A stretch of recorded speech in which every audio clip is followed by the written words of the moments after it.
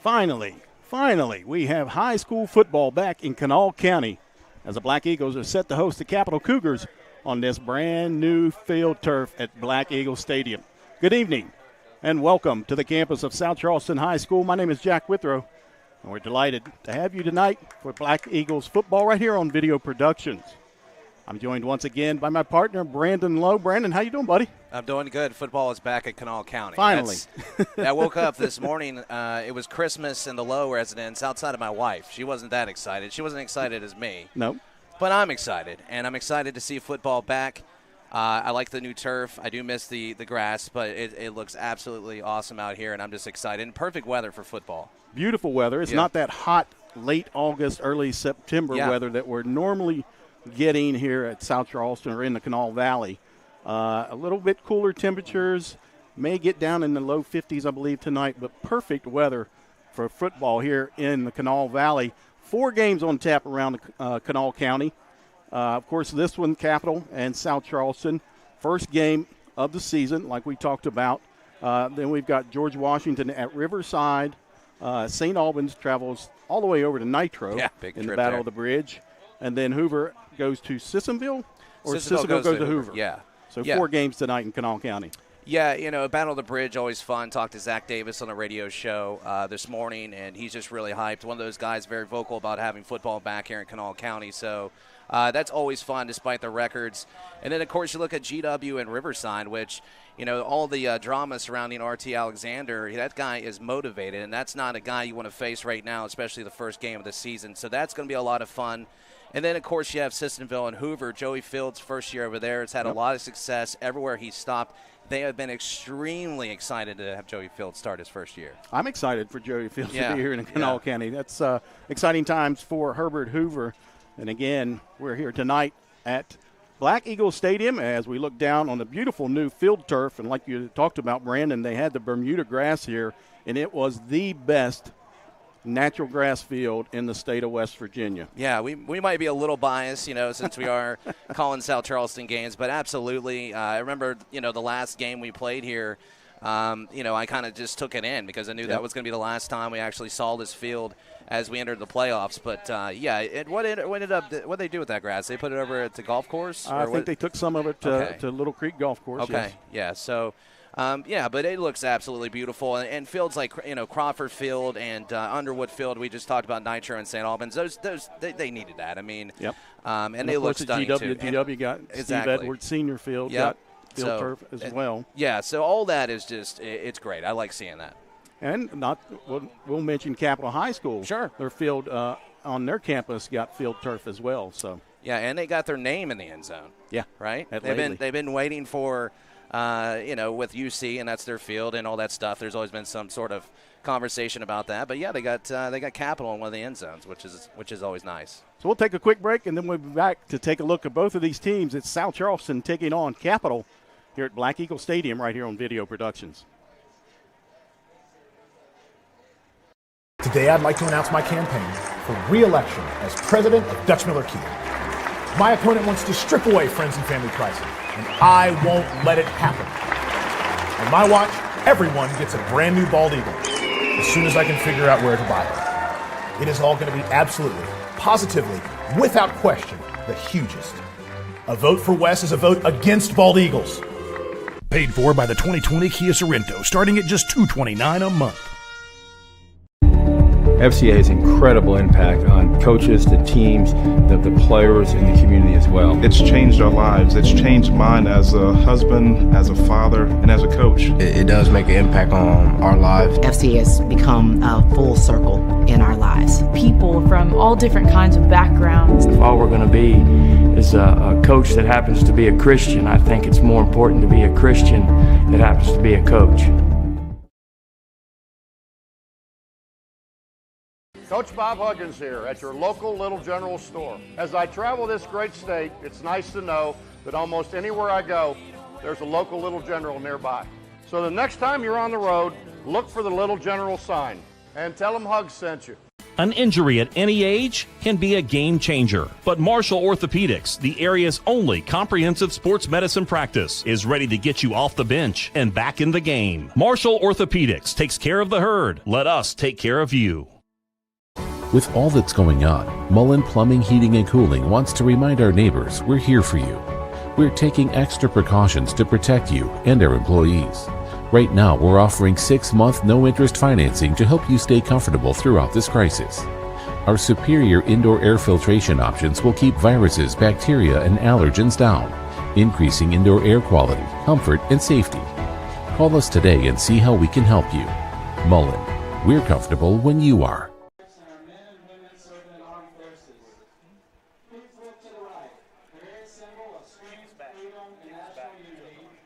Welcome back inside Black Eagle Stadium here on the campus of South Charleston High School. The Black Eagles open up their season against the visiting Cougars of Capital. Jack Withler alongside Brandon Lowe. And Brandon got two teams, first game of the year. Keys to this game is probably going to be who makes the least mistakes. Yeah, especially when you look at South Charleston last year. They killed themselves multiple times last year with penalties and at times turnovers. And I think, as you said, the first game of the season, you need to not do the personal foul stuff. You're going to have some false starts. That's going to happen. And the holding stuff. We saw that last year, and I think that's one of the keys for South Charleston in general is to not kill yourself with penalties. As I referenced last year, and even when they played Capital last year, there was a couple of penalties down the stretch that really extended drives for Capital and allowed them to score some points in the process. We got Wednesday night high school football. Sounds weird, but here we are. It's been a weird year. Let's take another quick break, and then we'll be back with more Black Eagles football right here on Video Productions. Injury at any age can be a game changer, but Marshall Orthopedics, the area's only comprehensive sports medicine practice, is ready to get you off the bench and back in the game. Marshall Orthopedics takes care of the herd. Let us take care of you. FCA has incredible impact on coaches, the teams, the players, and the community as well. It's changed our lives. It's changed mine as a husband, as a father, and as a coach. It does make an impact on our lives. FCA has become a full circle in our lives. People from all different kinds of backgrounds. If all we're going to be is a coach that happens to be a Christian, I think it's more important to be a Christian that happens to be a coach. With all that's going on, Mullen Plumbing, Heating, and Cooling wants to remind our neighbors we're here for you. We're taking extra precautions to protect you and our employees. Right now, we're offering 6-month no-interest financing to help you stay comfortable throughout this crisis. Our superior indoor air filtration options will keep viruses, bacteria, and allergens down, increasing indoor air quality, comfort, and safety. Call us today and see how we can help you. Mullen, we're comfortable when you are. Little General Stores knows West Virginia, but what some may not know is what LG is doing in your communities. And I'm here to tell you how Little General, with the strength of their 100+ stores, is helping to enrich lives and empower families in West Virginia. Like the Norma May Huggins Cancer Research Endowment Fund, which is fighting to cure cancer every day right here in West Virginia. Locally owned and operated, LG has always been there and always will be. Little General Stores, committed to West Virginians. Boom! Jeep Adventure Days is going on right now, and at Dutch Miller Jeep in South Charleston, our end-of-summer sales event means there's never been a better time to buy. For a limited time, ask about 0% financing on select Renegades, Compass, Cherokees, and Grand Cherokees. Friends and family pricing for everyone is the reason Dutch Miller remains the #1 Jeep dealer in the entire state of West Virginia. So what are you waiting for? Come in today for our end-of-summer sales event going on now. Text or chat now at DutchMillerJeep.com. Black Eagle Stadium on a Wednesday night as South Charleston set to host Capital Cougars. And a season opener for both of them here on October 7th. Jack Withler alongside my partner, Brandon Lowe. And Brandon, we look up and down the Metro News Power Rankings and the SSAC ratings this week and see several teams have already played 4 or 5 games. These two teams, along with 6 others here in the Kanawha County, finally get their shot tonight.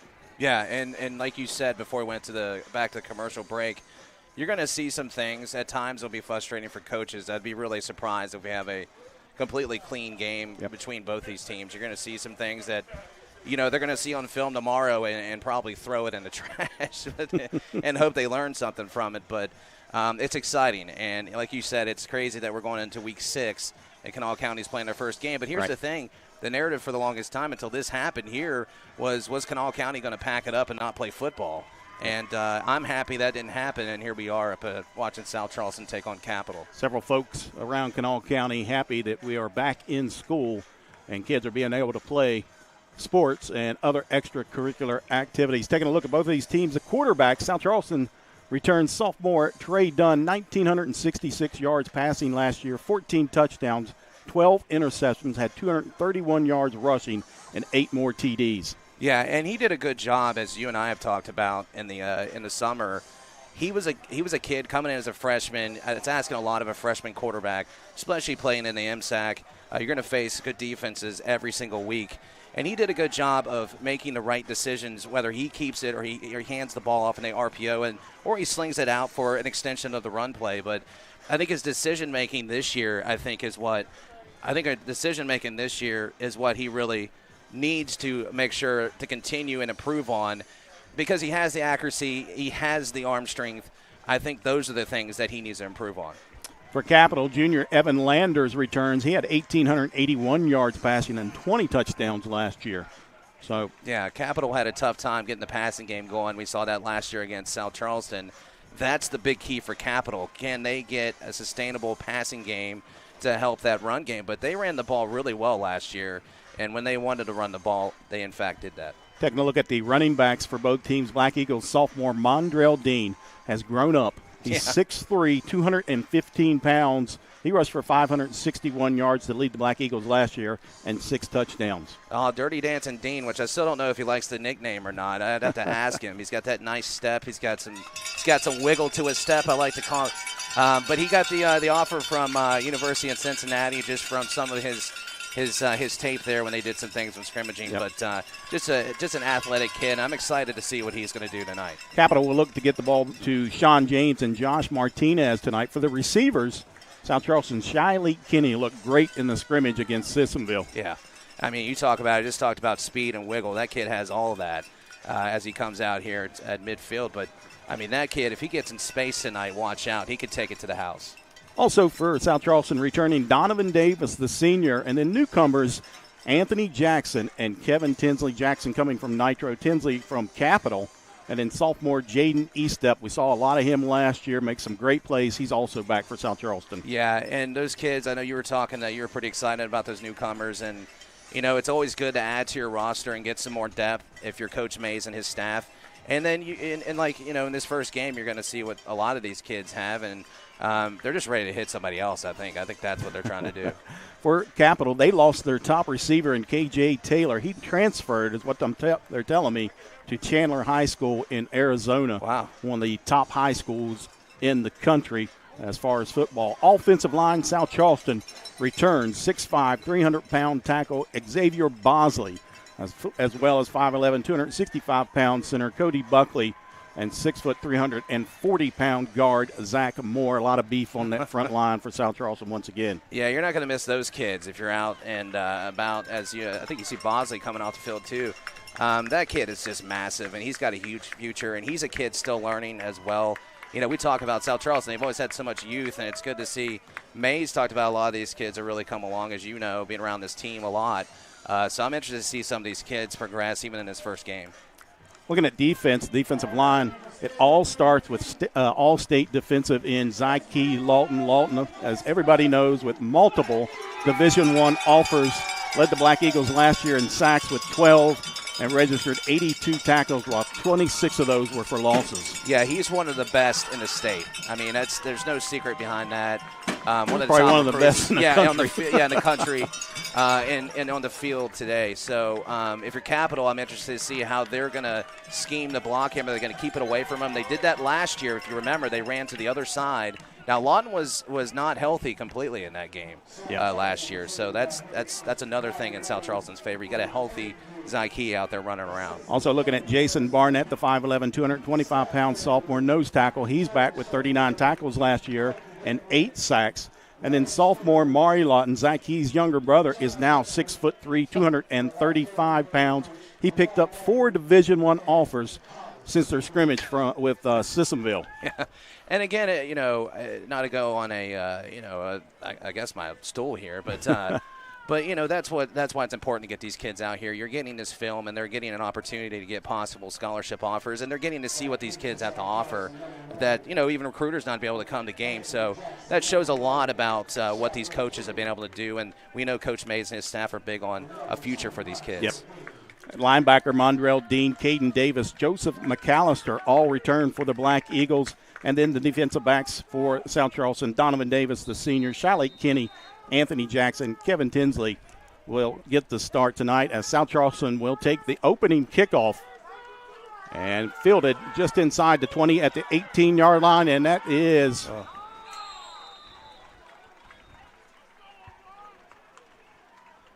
Joseph McAllister on the return. And the Black Eagles will start the opening drive on their own 27-yard line. Yeah, you got to think Capital holding their breath there for a second because he did have a wedge. He had some guys guys in front of him. Looked like a little opening there. Yeah, so good tackle there by Capital to possibly could have been a huge return by South Charleston.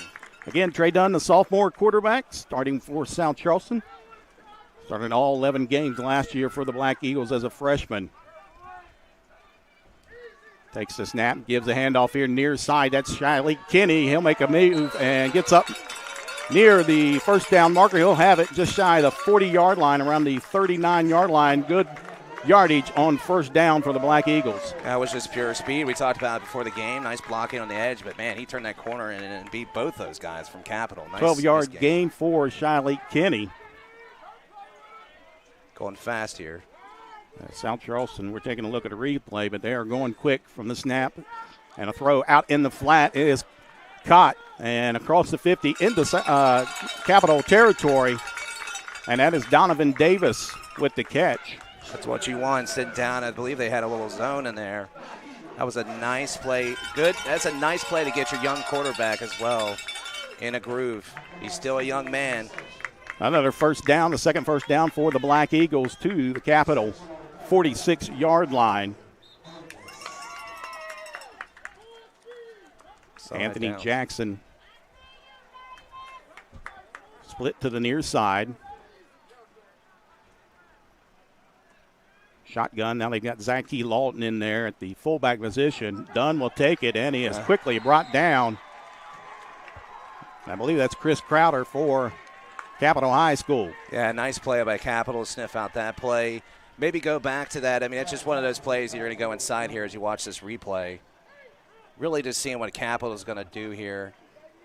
Looked like a blitz there from Crowder. Yep, right up the middle. I'm sorry, that was not Crowder.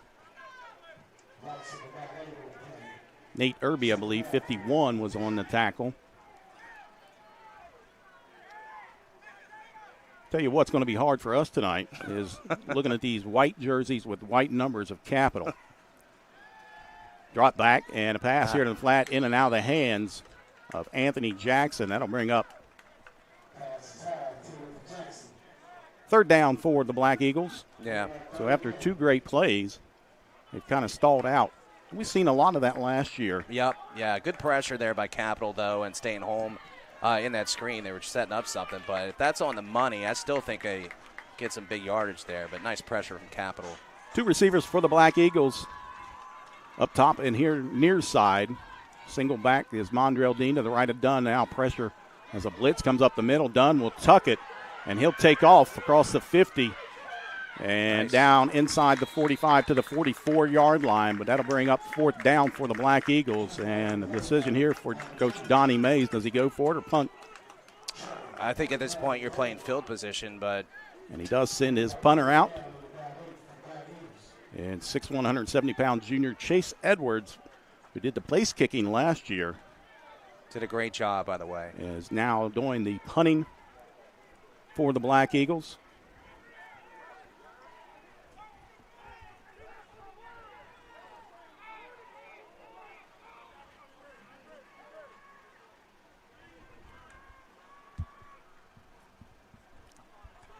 Snap is back. The punt is away.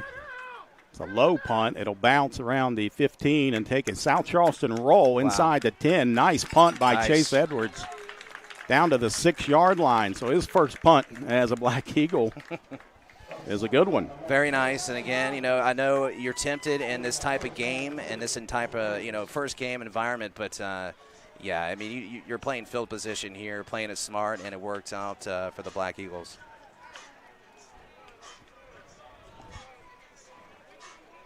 So Capital will take over their first possession of the ball game.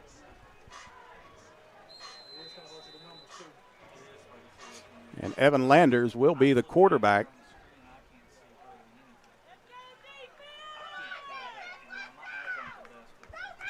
And again, bear with us on these Capital jerseys as a handoff right up the middle and a short gain for Capital. Nice hit by Zyke Lawton on the tackle there. Those numbers Sean are James tough. with the carry for Capital. Those numbers are tough. I can't see him at all. Brings up second down and about 7 for Capital. At their own 9-yard line, snap back to Landers. He looks over and now fires down the left side and too far.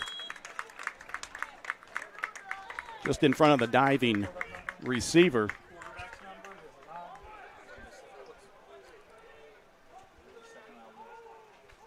Intended receiver there was number 84, Braden Slack.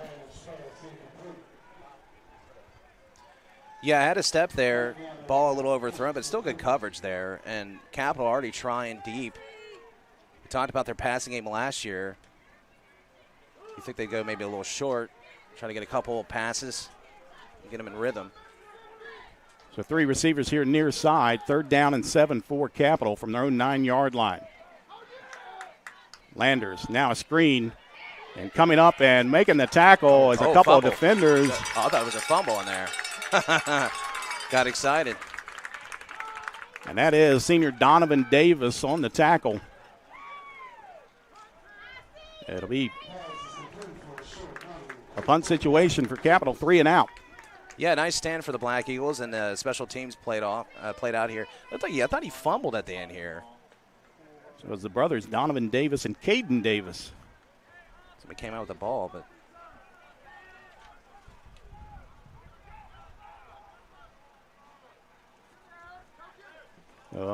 high short punt. It'll bounce at the 35-yard line, take a Capital roll up to about the 46-yard line. With 8:05 to go, South Charleston will take over with their second possession of the ball game. Yeah, and again, it paid off. You got a short punt there. Now you're pretty much starting where you were the first possession. Right. So let's see if South Charleston gets something going. I like some of the short passing, but go back to the running game, see what you can do there. Use some of your speed around the corner, and maybe get Kenny involved pretty quick. So it'll be first down for South Charleston from the Capital 46-yard line. In a beautiful evening here in Kanawha County, the Mountain State of West Virginia. We've got Wednesday night football right here on Video Productions. Thanks for joining us, Black Eagles and the Cougars. Snap back to Dunn. He'll hand off near side. That's Kenny. Makes a nice move. Another spin move inside the 40. Stays on his feet. 35, 30, and down to the 28-yard line. And we talked about Shiley Kenny in the pregame, and there he is. Yeah, and I was talking about his quickness, but that was some strength right there. He may look little on the field, but look at that strength. Well, he's standing beside Bosley there that's 6'5", 300 pounds. But look at the strength, not giving up on the play. That's a coach's dream. So first down for South Charleston as they spot the ball at the 27-yard line of Capital. Kenny to the right of Dunn. Snap back to Dunn, fakes the handoff. A flag as Dunn takes it right up the middle. Still stays on his feet inside the 15, the 10. Nice play. The 5, and just shy of the end zone, but we've got a flag, and it's in the area of holding. Yeah, nice play by Trey Dunn. Again, showing those legs. He's done that all year last year. Yep, we talk about Trey's arm strength, his legs. Shifty here, nice moves. They clocked him at a 4.7. It's nice moves there. As he shows that elusiveness and speed in sophomore. We talked about also those holding penalties and some of the penalties in general. You're going to see it tonight regardless, but those are the things we need to clean up. Well, that one was a 5-yard illegal procedure penalty on South Charleston. So it'll be 1st and 15. They back him up to the 32-yard line. Mondrell Dean, sophomore, running back to the right of Dunn. Jaden Estep out there now as a receiver. They hand off to Dean right up the middle. And he'll barrel ahead down inside the 30 to the 28-yard line of Capital. Nice run there by Dean, just taking what the defense gives him, finding the hole and getting down a couple yards. But see what they'll dial up here. Maybe go back to Shyleek. Is he out there on – trying to see if he was on the other side there, but he isn't, is he? He's not in right now. Not in. Anthony Jackson here near side. Again, Dean to the right of Dunn. The blitz and a fumble and a foul, and I believe South Charleston got back on it. Yeah, fortunate there. Trey took his eye off. Got distracted by the pressure up the middle. And that's the kind of plays you're going to see. Yeah. Especially in a first game. But these two teams, I mean, they practice. They're on no practice. They condition. They do nothing. So in and out. But you're going to see a lot of that, not just with these two teams, but around the Kanawha County tonight. I'll bring up 3rd down for the Black Eagles. Snap back to Dunn. He'll step up in the pocket and fire down the left side. He's got Jackson. Touchdown, Black Eagles. Anthony Jackson. What a play by Jackson. He came back to the ball, turned his shoulder. Nice throw by Trey Dunn, too, to the back shoulder. 32 yards. Trey Dunn, Anthony Jackson for a Black Eagles touchdown. We take a look at the replay here. Nice job by the sophomore quarterback. Stepped up in the pocket and laser to Jackson. Wow. And great body control by Anthony Jackson. That was an absolute dime to the back shoulder. He put it right where he needed to put that ball. He went after that. Nice play all around, and as you said, stepping up in the pocket. It'll be Chase Edwards to attempt the PAT for the Black Eagles. Snap back. The kick is up, and it's good. South Charleston with 5:52 to go here in the first quarter takes a 7-0 lead over Capital. You're watching Black Eagles football right here on Video Productions. Today, I'd like to announce my campaign for re-election as president of Dutch Miller Kia. My opponent wants to strip away friends and family pricing, and I won't let it happen. On my watch, everyone gets a brand new bald eagle as soon as I can figure out where to buy it. It is all going to be absolutely, positively, without question, the hugest. A vote for Wes is a vote against bald eagles. Paid for by the 2020 Kia Sorrento, starting at just $229 a month.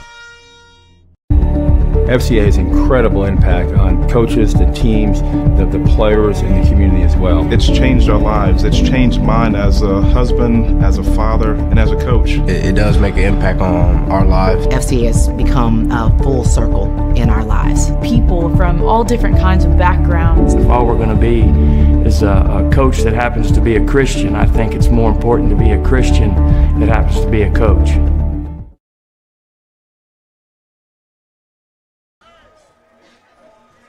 Trey Dunn, Anthony Jackson for 32-yard strike for the Black Eagles to put them up early, 7-0 over Capital. And Brandon, they had to fight a little adversity there. They had a fumble, they had a penalty, but Trey Dunn, what a great job stepping up in the pocket and finding Anthony Jackson. Great play.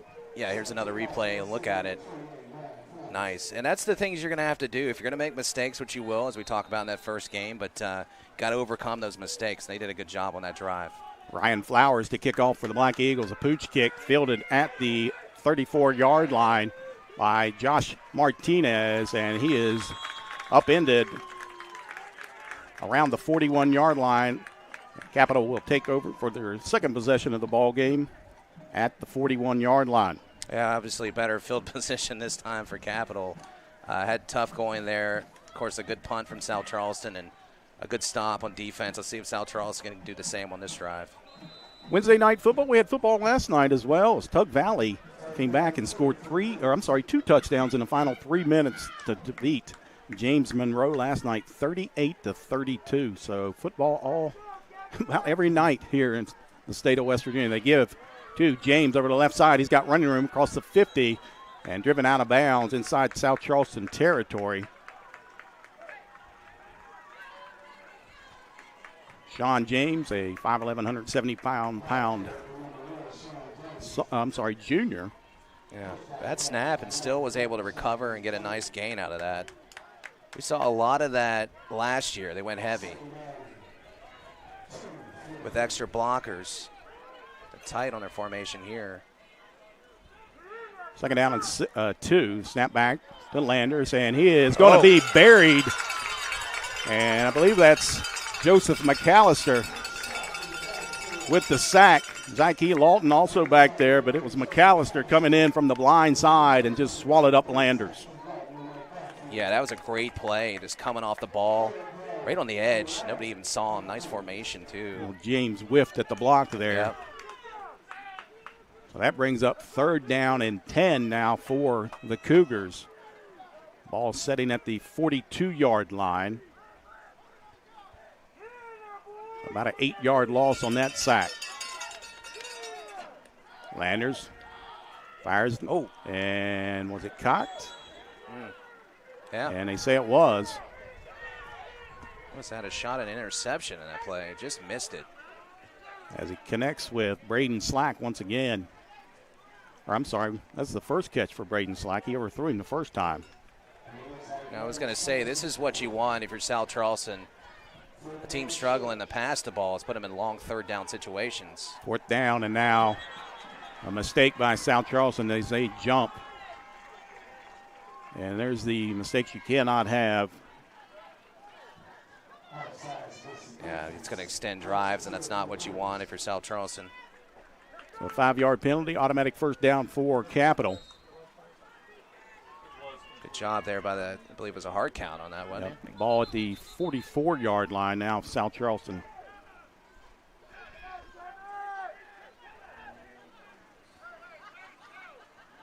Head coach Donnie Mays in his 8th season here at South Charleston. Comes into this season 44-37, a Herbert Hoover graduate. Yeah. Talked to him actually about Joey Fields. We mentioned that. He was super excited for Joey to be up at Hoover.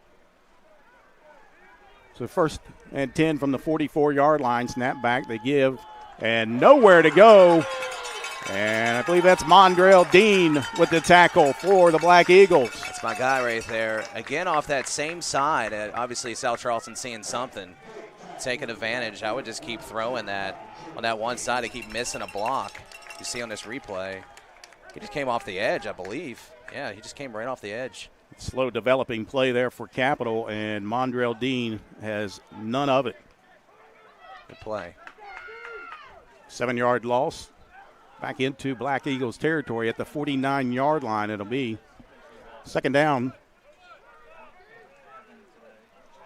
And about 16 for Capital. 2 backs. They give again here to near side. Across the 50, still on his feet.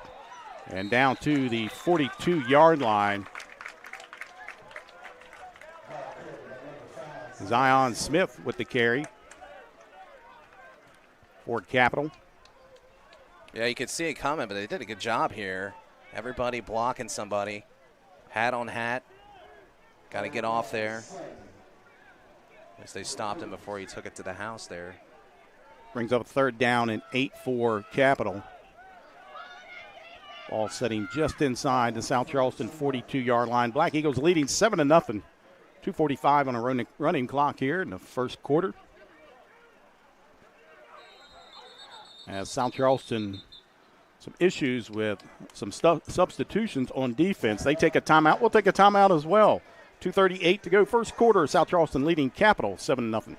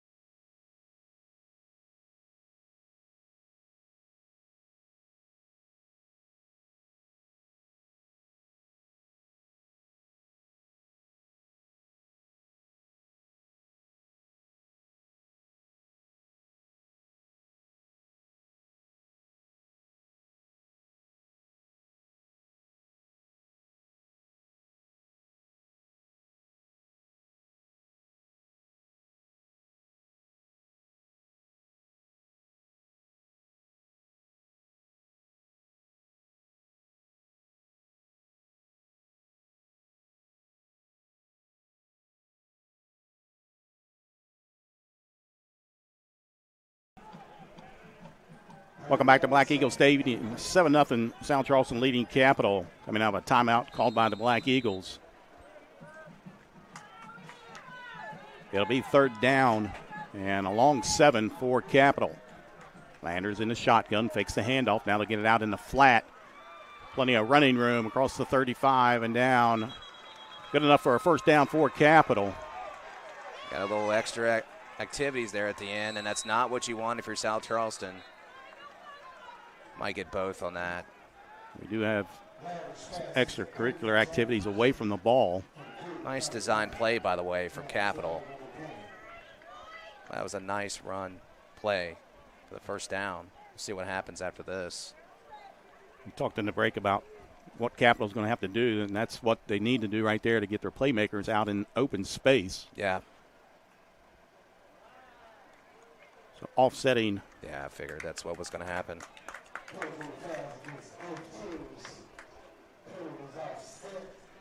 Yeah, it's an extension of their run game. They're going to try to play sort of bully ball with their run game. I mean, they're going to try to pound you and wear you out, and they're going to use some misdirection in the passing game, which is what Capital's going to have to do.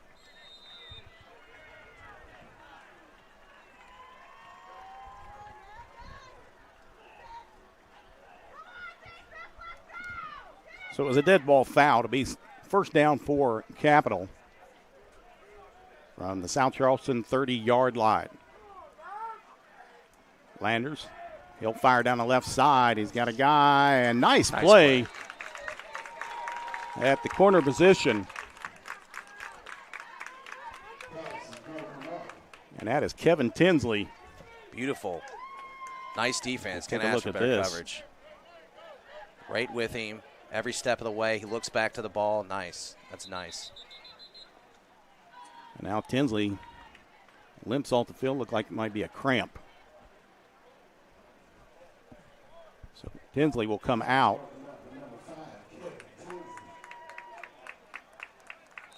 And I'm trying to see who went in for him. Good luck. Well, he's standing behind Mondrell Dean over there. Come on, And you it can looks see, like Wayne Harris, the freshman. You can see a deer in Mars with those binoculars. You should be able to see the. I believe it is Wayne Harris, the freshman cornerback for South Charleston. Snap back to Landers, gives up the middle, and not much running room there. South Charleston interior defense there to bring the running back down. I believe that was Zion Smith with the carry. Yeah, that's the challenge you have with if your Capital is if you got to run away from the speed around the corner. They've had trouble blocking on one side. I guess that's their right or their left. South Charleston's right. So they're trying to go the other side, but up in the teeth of that really, really good D-line of South Charleston, that's tough. So your options, as I said, misdirection, maybe a couple little passes to throw that off a little bit for Capital. 3rd and 10 for Capital from South Charleston 30. Snap back to Landers. He looked downfield once again. Now fires down the middle, and incomplete pass. And Wayne Harris, they tested the freshman, and he passed that one. Yeah, again, good coverage. It was a nicely thrown ball, though, by Landers, but just better coverage. As we take a look at the replay, Wayne Harris there. And he could have caught that, actually. Gets a hand in there and knocks it away. 4th down as Capital will keep their offense out on the field. This is huge here. If South Charleston can get a stop, this is a huge momentum swing for South Charleston. You're already up 7-0. They've got 4 receivers, empty backfield, Landers in a shotgun. And South Charleston takes another timeout here on defense. With 1:39 to go in the first quarter, we'll take a timeout as well. 7-0 South Charleston leading Capital.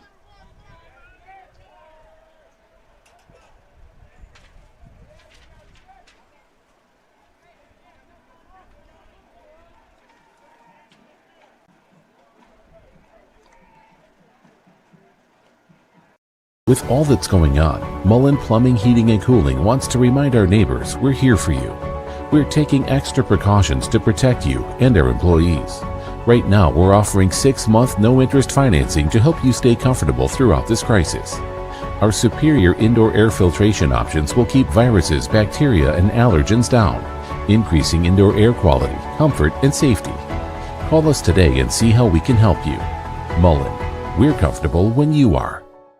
An injury at any age can be a game changer, but Marshall Orthopedics, the area's only comprehensive sports medicine practice, is ready to get you off the bench and back in the game. Marshall Orthopedics takes care of the herd. Let us take care of you. Coach Bob Huggins here at your local Little General store. As I travel this great state, it's nice to know that Welcome back inside Black Eagle Stadium. 4th and 10 for Capital. They keep their offense out. 4 receivers here to the near side. Snap back, low snap to Landers. And he is swallowed under. And is that Jason Barnett? Nope, that's Zyke Lawton. You may have heard that guy. Nice play by South Charleston. That is what we talked about before the break. Huge momentum swing here as we look at the replay. Nowhere to go downfield. Brought to you by Marshall Orthopedics and Lawton. Oh, that was nice. He just took his offensive lineman for a ride right to the quarterback in Landers and dropped him right there. And South Charleston will take over on downs with 1:34 to go. First quarter action, leading 7-0. Yeah, and Capital got a drive. That's another. I mean, that is a momentum swing, and that is a momentum killer for Capital because you were actually driving, sustained. Of course, you had a couple breakdowns there, but yeah, good job by South Charleston. First down at the 37-yard line. Low snap to Dunn. Or went right to, Mondrell Dean. And I know that's not a design play. But Dean made the best of it. Yeah, it was just obviously the snap was off there, but heads-up play by Dean because that could have been bad. It could have been a scoop and score or give Capital the ball right there. Take a look at this. Dutch Miller Auto Group instant replay, and Dean making the best of that. Snap back to Dunn this time. He'll keep it. Running near side across the 50. Cuts back. Woo! Sheds a tackle, and inside the 45 to the 44-yard line for a first down for the Black Eagles for their sophomore quarterback, Trey Dunn. Did I mention he's tough? I'm sure the coaches aren't going to want him to take that many hits, but the lower the shoulder here, making a statement, hey, I'm a quarterback. Boom. And gets up with some confidence there. Nice play. He's watching Shalik Kinney run the ball. First down for the Black Eagles in Capital territory at the 44-yard line. Single receiver near side, trips up top. Dunn fires it over in the flat, caught, and a pickup of about 9 yards. And that is Wayne Harris, the freshman. Yeah, again, I like the effort I'm seeing out of South Charleston. They're catching the ball, they're running the ball, but they're not going down with that first tackler. Like to see that yak here at halftime. Nice play there. Nice job by Harris.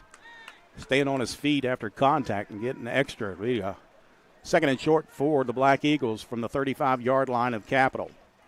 Snap back to Dunn. Play action. Now fires here near side. Caught for a first down to Donovan Davis. And now we've got some more extracurricular activity. This is you're going to have that. And that'll be the end of the first quarter here at Black Eagle Stadium. South Charleston driving and leading 7-0 over Capital. You're watching Black Eagles football right here on Video Productions.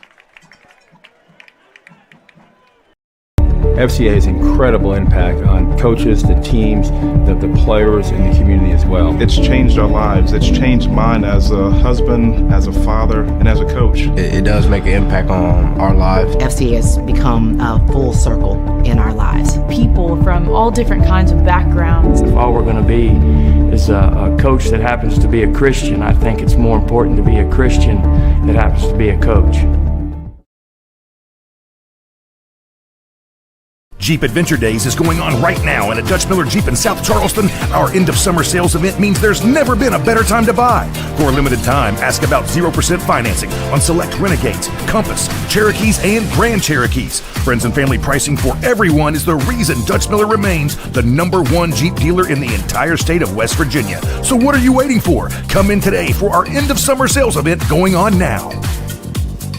Text or chat now at DutchMillerJeep.com. Welcome back inside Black Eagle Stadium. South Charleston leading Capital 7-0 as we enter the second quarter.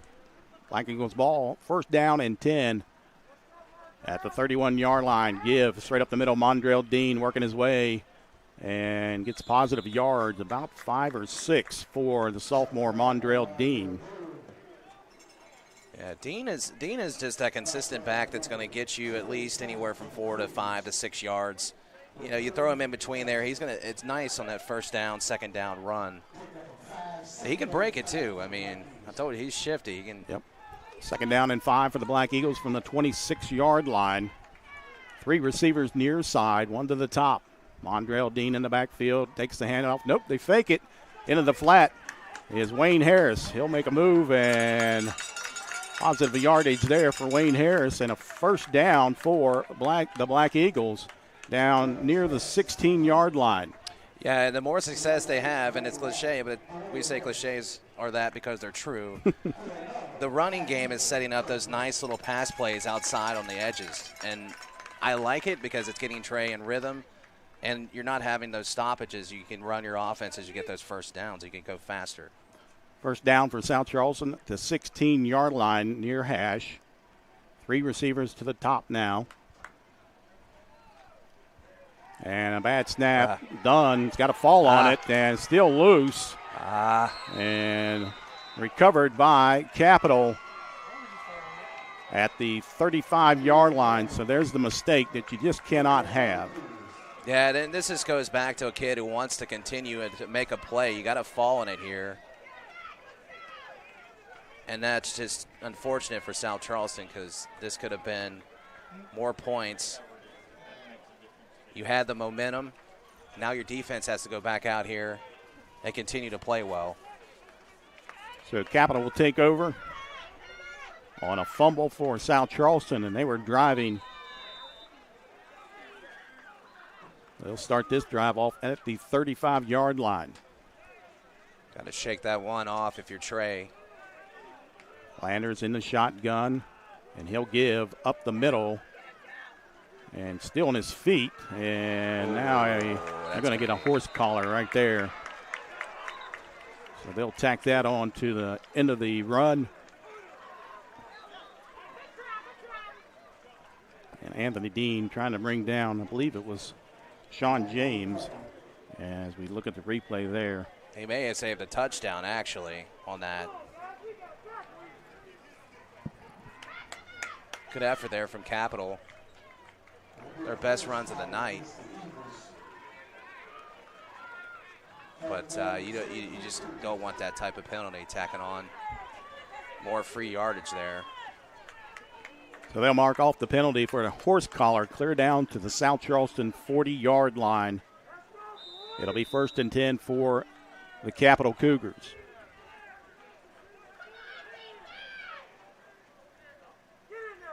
Snap back to Landers. He'll step up and fire and picked off. And plenty of green ahead. Wow, what a play. Wow. Touchdown, Kevin Tinsley. That's how you answer. What a play. 75 yards, I believe, on the pick 6 for the senior, Kevin Tinsley. And just like that, South Charleston takes it back and scores. And that we talked about some of those mistakes last year. You saw some the secondary. That was the question I got too. Was secondary of South Charleston, and they have played phenomenal so far. Landers steps up and picked off at the 24-yard line. Kevin Tinsley across the 50 makes a move, and nobody's catching him after that. Takes it all the way back for a pick 6 for the Black Eagles. That's a great job of everybody turning around and looking for a guy to block too. Great job. So the point after coming up for the Black Eagles as they hurry up and run a lineman on. It'll be junior Chase Edwards.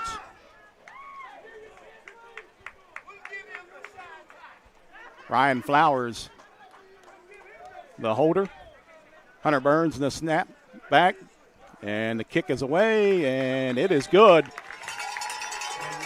76-yard pick 6 for Kevin Tinsley, and South Charleston leads 14-0 over Capital with 10:17 to go. Here in the second quarter, you're watching Black Eagles football right here on Video Productions.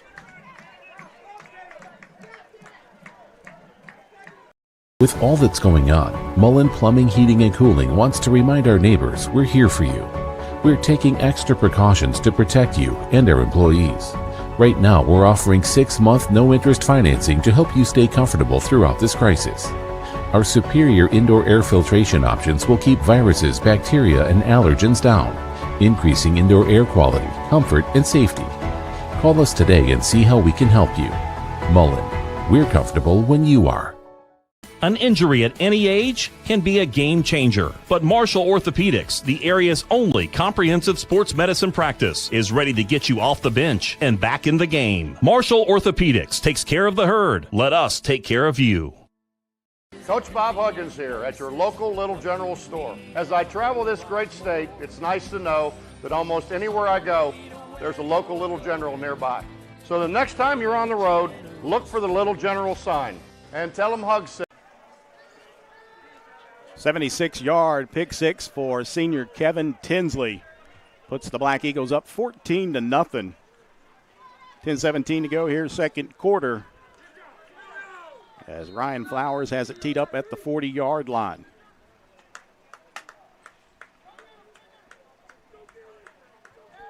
And he'll pooch kick one just inside the 30, taken at the 27-yard line.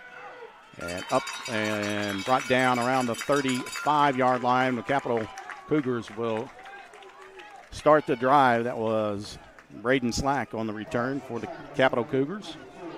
You know, for South Charleston, I think they've done this very well. Obviously, they get their pressure up front. We know what they're capable of doing, even from their linebackers coming in. But I think what they're doing is they're daring Capital to throw the ball. And I think that's what they did on the last drive. They're able to get the pick six.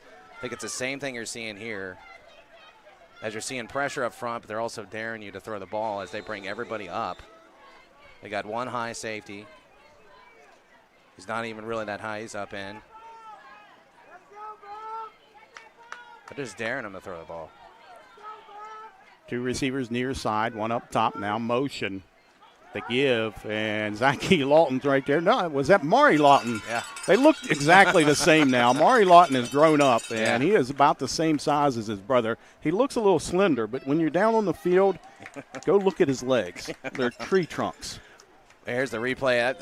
I met both of them for the first time last year, and he's still a big kid, but, yeah, tree trunks on that kid. So the bookends right now on the defensive ends for the Black Eagles are the Lawton brothers. Maybe giving the Steele brothers from Fairmont Senior a run. There you go. Second down and 12 for Capital. Landers, he'll fire it over, and that one off the turf. Incomplete, brings up third down. And this is where, if you're South Charleston, again, you want them in these longer third down situations because you can buck up your pressure. You're daring them to throw the ball.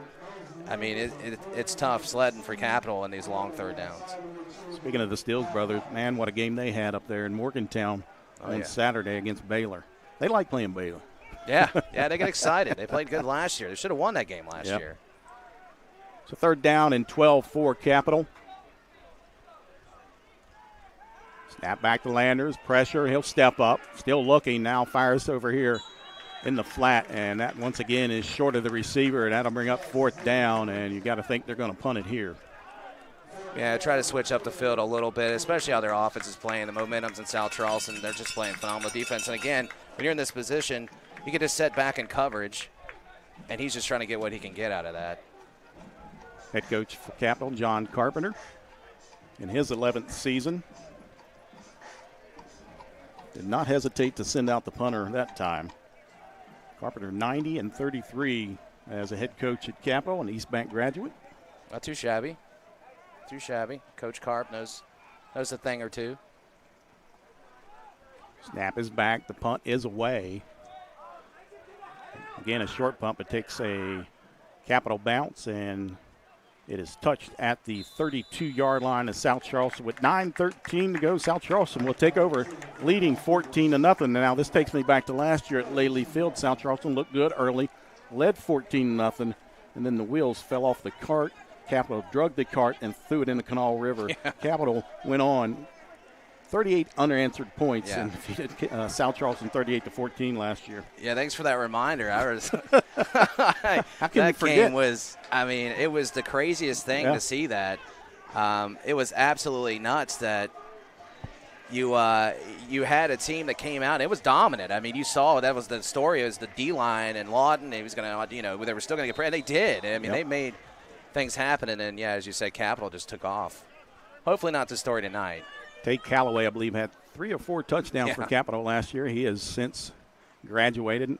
Play action fake done. He'll fire down the middle. He's got a man wide open across the 50-yard line down to the 45, and that is senior Donovan Davis with the catch and a first down for the Black Eagles. Yeah, you just ran right through coverage. Guys were standing there. It's almost like they fell asleep with a fake. Nice pass, nice laser to it. Just a beautiful pass and catch. Nice route by Donovan Davis. And you talk about a guy that works his butt off right there. Number 4 is Donovan Davis. He's a senior, and he is the leader, one of the leaders of this Black Eagles team. Good job by Dunn, too, to look one way and check to the middle. That was nice. First down for South Charleston at the 44-yard line of the Cougars. Blitz up the middle. They give up the middle and plenty of room. Woo! And that is freshman Emilio Miller inside the 10 to the, inside the 15 to the 10, and a first down for South Charleston. We gotta have some footloose moments of video productions over here. Look at this dance. And Emilio Miller, the freshman, with his first carry as a Black Eagle, takes it all the way down to the 10-yard line. And let's see, it'll be first down and 10. They spot it at the 11, 2 receivers to each side. Single back is Emilio Miller to the right of Dunn. Snap back to Dunn, a give to Miller once again, and short gain this time inside the 10-yard line. It'll be second down. Yeah, Capital was ready for that one. Just to test it again. I mean, it worked the first time. Let's see if it's still there. Emilio Miller will come off, get a breather, and Mondrell Dean, the sophomore, will jog out. It'll be second down and about a long 8. They can still get a first down. 7:42 on a running clock here. Second quarter, 14-0. South Charleston looking to tack on another one here. Motion near side, and now we got a flag and delay a game. It was a delay of game on South Charleston. Yeah, you can't do that. So they'll back him up 5 yards. I always say we got to make that. We got to make that clock a little. That play. Got to make the clock a little bigger. All right, and we got a bigger one. He's got to know where it's at. Yeah, he's got. I'm just trying to help the kid out, but yeah, it's. I think they're all the same size. So right. You just got to learn where they're at. Dunn, the give. Mondrell Dean, he tries to shed a tackle, but does not. And I believe he's just got back to the line of scrimmage, maybe a little bit of yardage. Brings up third down. Just not much going on that time. Yeah, just Capital just waiting for that one. Almost broke the tackle, but 2 defenders back there for Capital to make the tackle. So it looks like third down and 13. They got to get to the 1-yard line for the first down. This could be sort of a lulling them to sleep kind of moment here. Ball spotted at the 14-yard line. Kenny on the outside. That's where they're going. Dunn. He'll fire to the corner. And a battle. Oh, and a nice. Catch. Touchdown, wow. Black Eagles. Wow. I'm not going to say I called that, but I called that. There's my first Tony Romo moment of my broadcasting career. That was a heck of a grab, by the way. And that was, I believe that was Shiley Kinney. Yeah, that was. I said, let's go outside. And it was. The senior. Whew, they were battling down there. And Shiley Kinney comes up with the ball and a touchdown for the Black Eagles.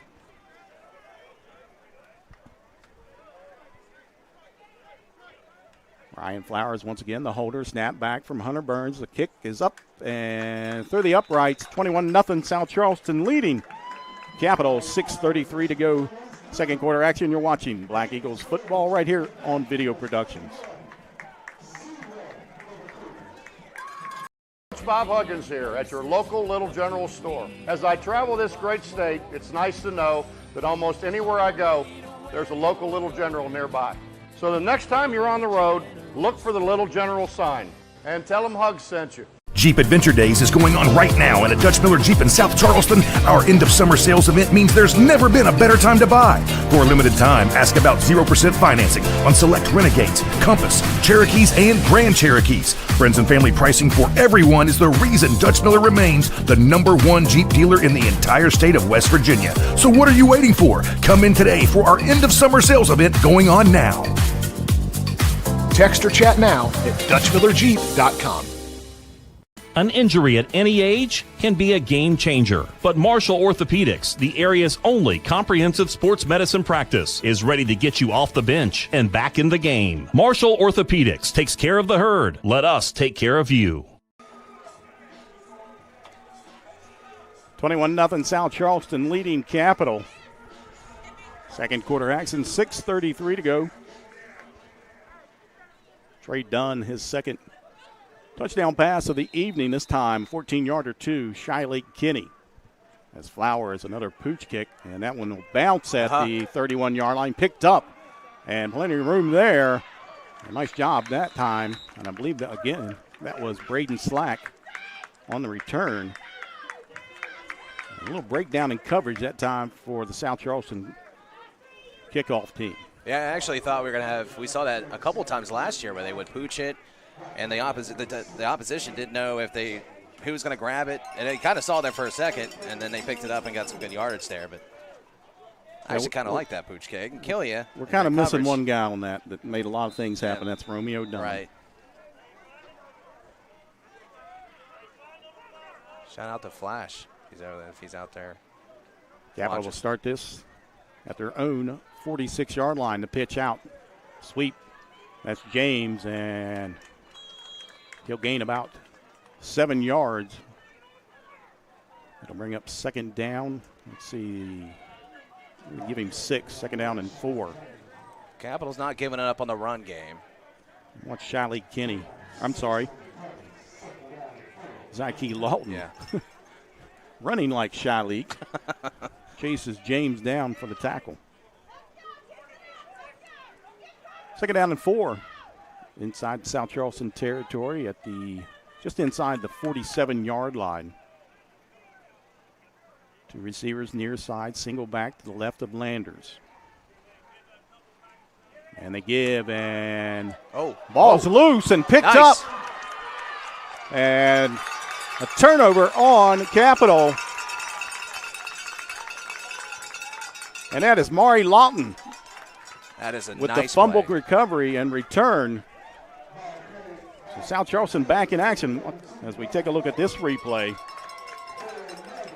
And that just never looked good. The ball never got in. James fumbled around.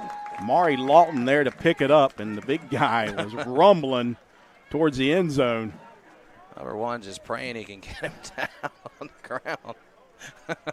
We talked about those tree trunk, and he's gotten in. Sean James was just grabbing at anything, trying to bring him to the ground. So it'll be South Charleston ball, 1st and 10. It's a nice heads-up play by the big man, too, to scoop it up. Ball spotted at the 31-yard line of Capital. Snap back to Dunn, and he'll get it out to Mondrell Dean. Not much running room there for Dean.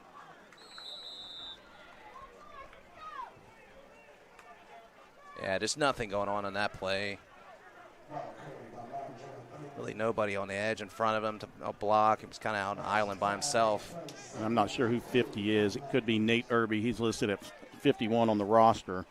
They do not list a number 50 on their roster.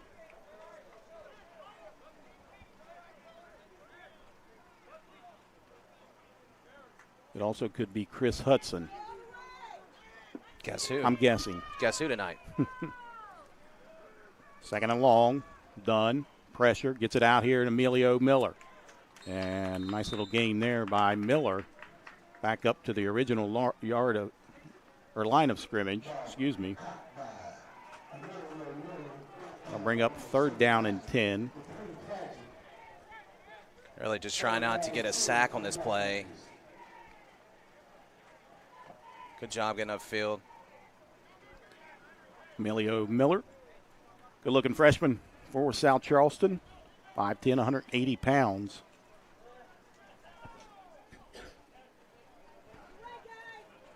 Third down and 10, snap back to Dunn, play action pass. Now he fires down, caught, in and out of the hands. That was nice defense by Capital, stepping in, getting a hand. Should have been a first down on that play. He was open. That was a good play by Capital. As you see here on the replay. Nice patience from Trey Dunn there. Just right at the last second getting a hand in. Nice play by Capital. Intended receiver, I believe it was Anthony Jackson.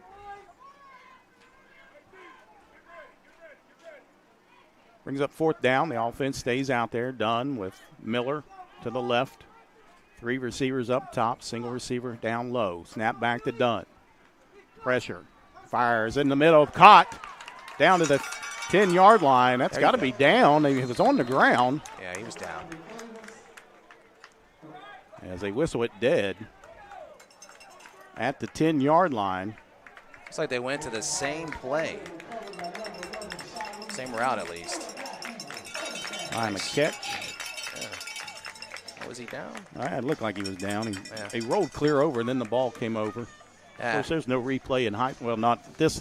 They do have it at the championship game, the Super 6 in Wheeling. Despite if that was a fumble, South Charleston hopped on. So first and goal for South Charleston. Right at the 10-yard line.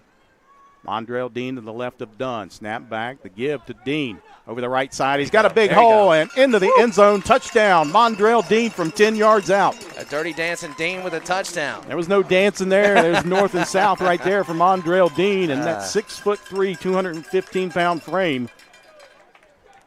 Got a moonwalk headed for the end zone. South Charleston will go up 27-0 as we take a look at the replay, and he was angry when he arrived at the goal line. That's a way to answer. You know, you had a 3rd and 10, then a 4th and 10. Could have got the 3rd down conversion. You go back to that play, that same route. Saw something over the middle. You catch that ball. You get down there, then you answer with a nice run. That's how you answer.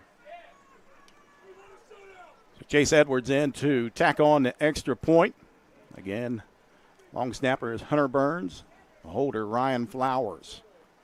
Snap is back, but we've got a whistle. And that might be a delay of game. Nope, offsides on Capital. Looks like they lined up in the neutral zone. And can you take this on the kickoff? Well, it's funny. Someone just yelled, "Go for 2." I was about to.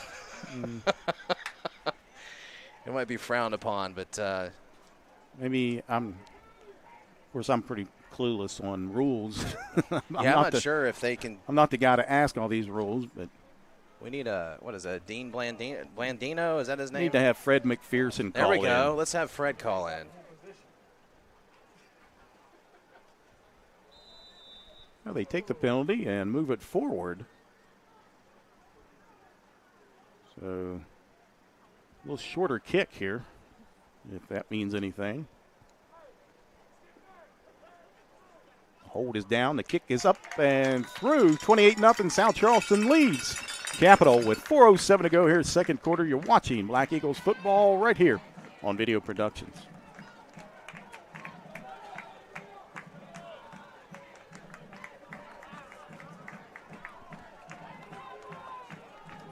Today, I'd like to announce my campaign for re-election as president of Dutch Miller Kia. My opponent wants to strip away friends and family pricing, and I won't let it happen. On my watch, everyone gets a brand new bald eagle as soon as I can figure out where to buy it. It is all going to be absolutely, positively, without question, the hugest. A vote for Wes is a vote against bald eagles.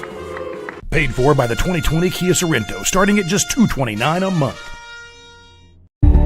FCA has incredible impact on coaches, the teams, the players, and the community as well. It's changed our lives. It's changed mine as a husband, as a father, and as a coach. It does make an impact on our lives. FCA has become a full circle in our lives. People from all different kinds of backgrounds. If all we're going to be is a coach that happens to be a Christian, I think it's more important to be a Christian that happens to be a coach.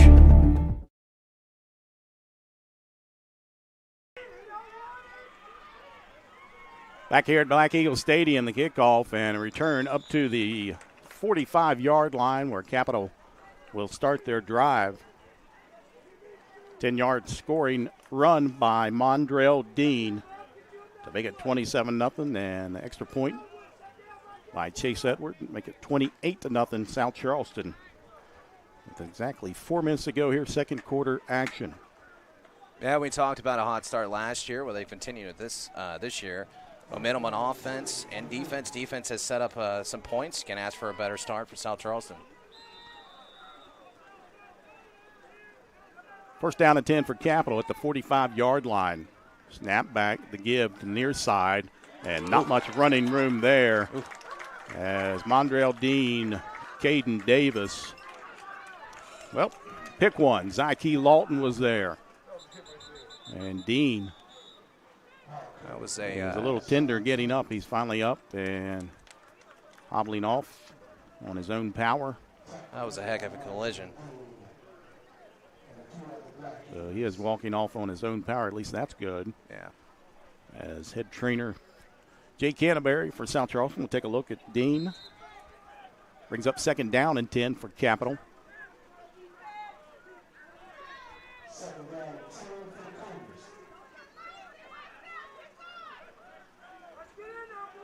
Tight set for Capital this time. Motion, and they give the motion back over the right side, and he'll get across the 50, breaks out in the open and down to the 45 before he is brought down right at the first yard or first down stick, and I believe it's going to be enough for a first down for Capital. Yeah, it was a nicely designed play, a nice cutback across field here. Now you're seeing some cramping going on. Yeah, Clark with that was a nice cut. Yeah, another South Charleston player going off the field limping a little bit. Yeah, some cramps. And again, that's first nothing game. new to first games. Right. I don't care if it's 90 degrees or 65 degrees. As Anthony Jackson, they stop play. He is right on the black stripe there. And now they'll get him away from the field and work on that cramp on his right leg. First down for Capital at the South Charleston 45-yard line. 3:07 to go first half. South Charleston leading 28-0. And they give up the middle and the bounce out and a 5-yard gain. That time, I believe, by Zion Smith. Yeah, they've had success to that side, the right side of the offensive line. They have done a good job of getting some things going. It looks like we got a Black Eagle down. Again, it's more cramping. He's grabbing his top of his toes there. Yep, more cramping. Get these guys some water. Looks like they're holding off here until maybe he gets off the field. The Capital going to the side there. Do we have a timeout here? Yep, timeout on the field. We'll take a timeout as well. South Charleston leading Capital 28-0 right here on Video Productions.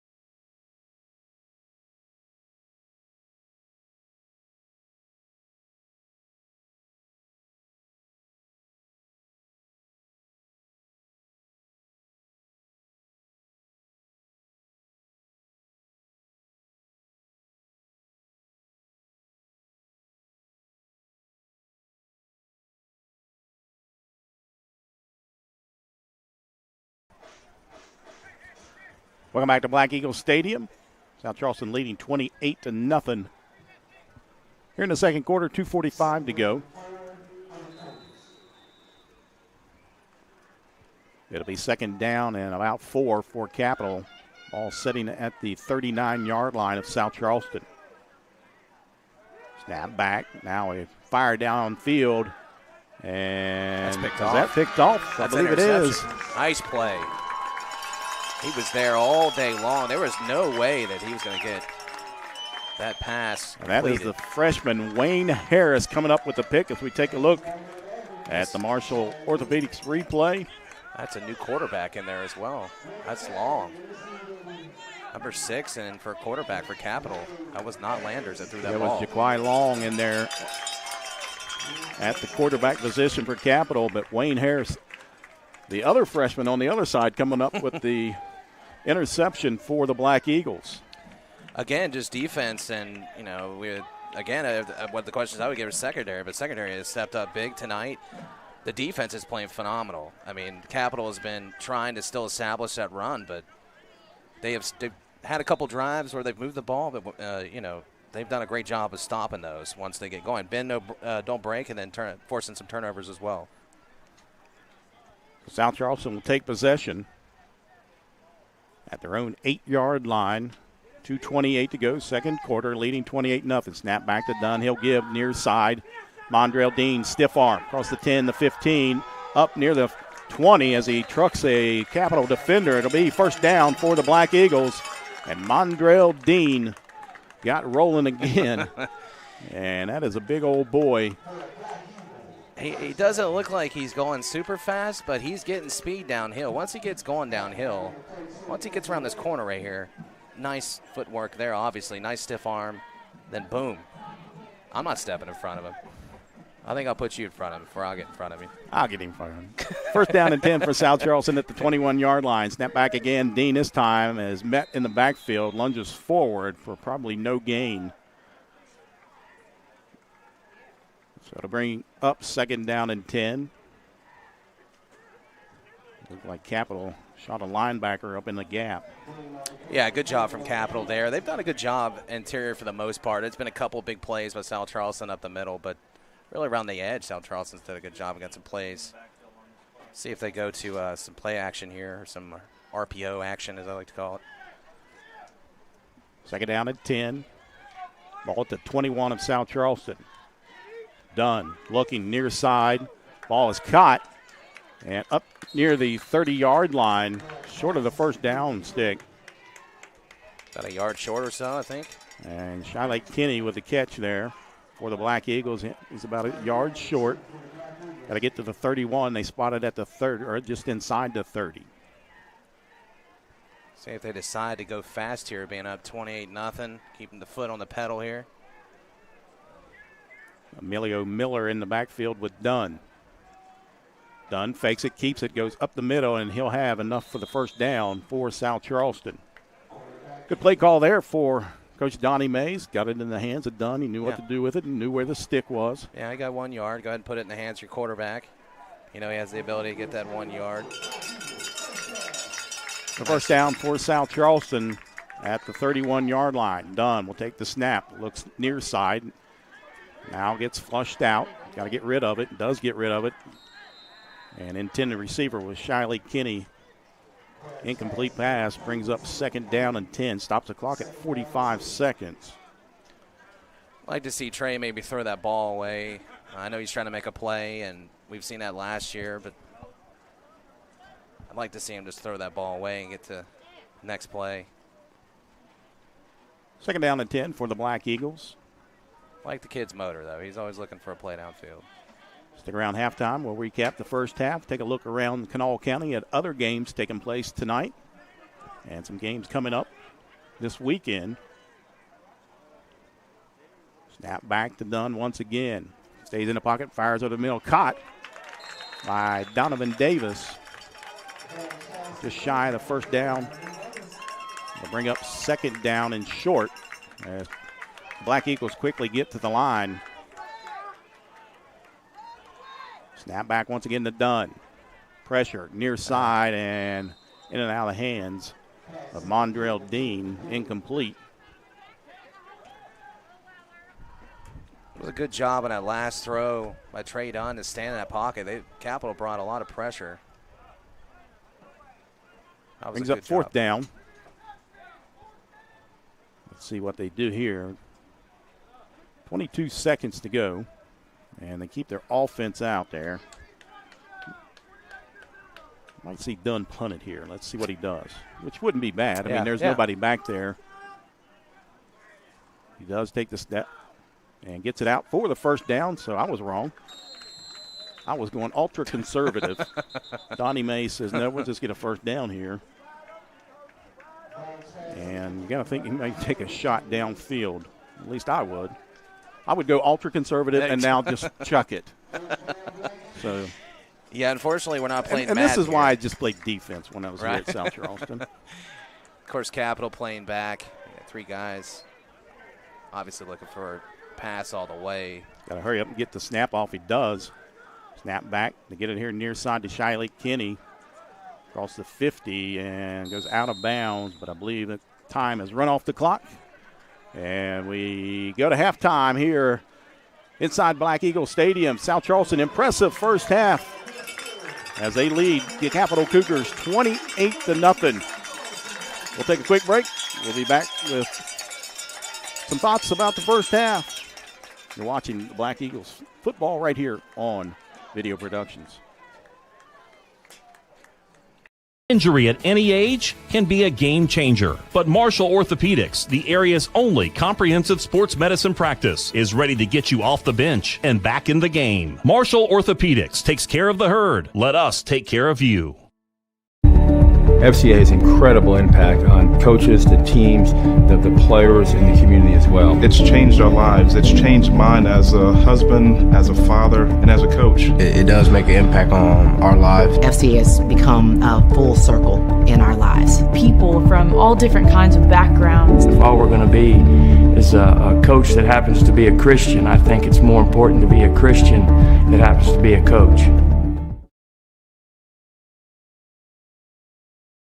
With all that's going on, Mullen Plumbing, Heating, and Cooling wants to remind our neighbors we're here for you.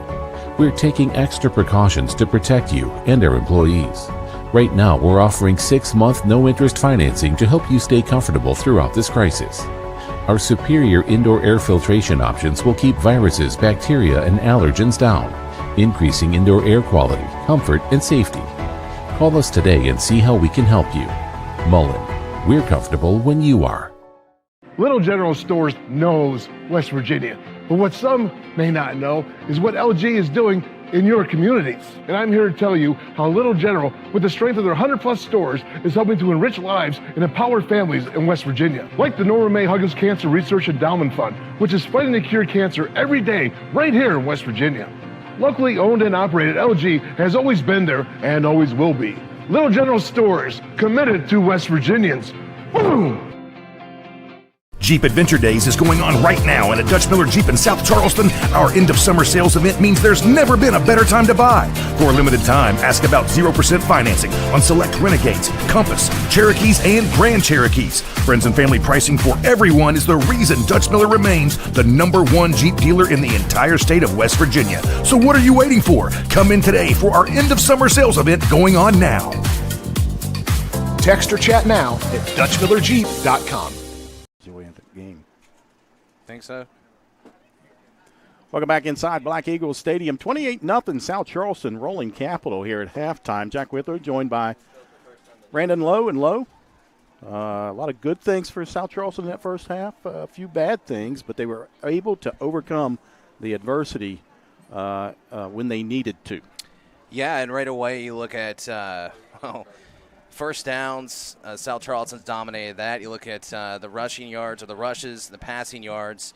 I know that Capitals has continued to try to establish the run. They've had a tough time passing the ball, which was last year as well. They had a tough time getting that going, and they had a bread and butter with the run game even last year in our game. So the opportunity that the defense presents for the offense, I like that a lot. That's something that we didn't see a lot last year. And as you said, the mistakes, they overcame those mistakes, which is different than we saw also last year. So going into obviously the first game, you want to see your program do some things and then improve on those things that maybe the mistakes. But you want to see them obviously learn from some of the things they did last year and obviously the practices they've had. And you say that these programs are going to respond in a different way. And it's something obviously none of us has faced with this pandemic and the way we've had the color code, and they can practice, they can't practice, they can do this and practice. It's just up and down for everybody across the state, especially here in Kanawha County. So if you're a South Charleston fan, you're feeling really good about yourself right now. Well, South Charleston was also feeling good last year, and again, Capital came back after being down 14-0, just looked terrible, and just flipped the script on South Charleston last year. That's what I think Donnie Mays is in that locker room right now, and I think he's got that in the back of his head. And you got to think, Donnie Mays has not beat Capital since he's become the head coach here at South Charleston. So he's got to be thinking, guys, let's do not give up here. Do not let down. I know we're up 28-0, and I know that is very difficult when you're dealing with kids. Yeah. But we've got to stay focused, and I'm sure he's pounding that into their brains right now. Stay focused. Keep your foot on the gas pedal. Keep going here in the second half. Yeah, it certainly is the message. You got a whole entire half to play. And if there's any coach in the state of West Virginia in high school, Coach Carpenter does a great job of making those type of adjustments. And he's going to – and believe that. They're not by any means going to go in there and fold. That's just not how Capital is. And South Charleston's just going to have to keep their foot on the throat, so to speak. We'll take a quick break. We'll step away and then come back with some scores around Kanawha County and some stats. You're watching Black Eagles football right here on Video Productions.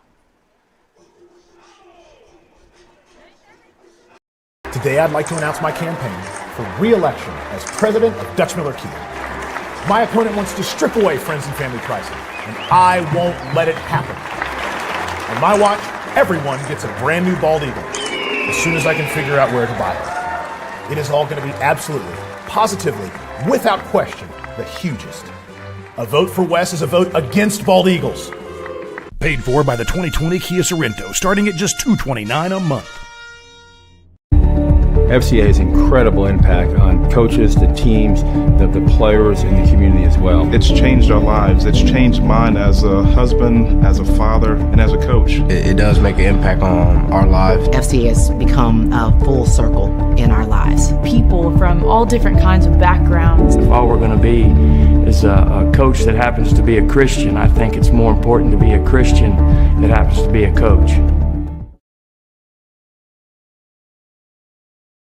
Coach Bob Huggins here at your local Little General store. As I travel this great state, it's nice to know that almost anywhere I go, there's a local Little General nearby. So the next time you're on the road, look for the Little General sign and tell them Hugs sent you.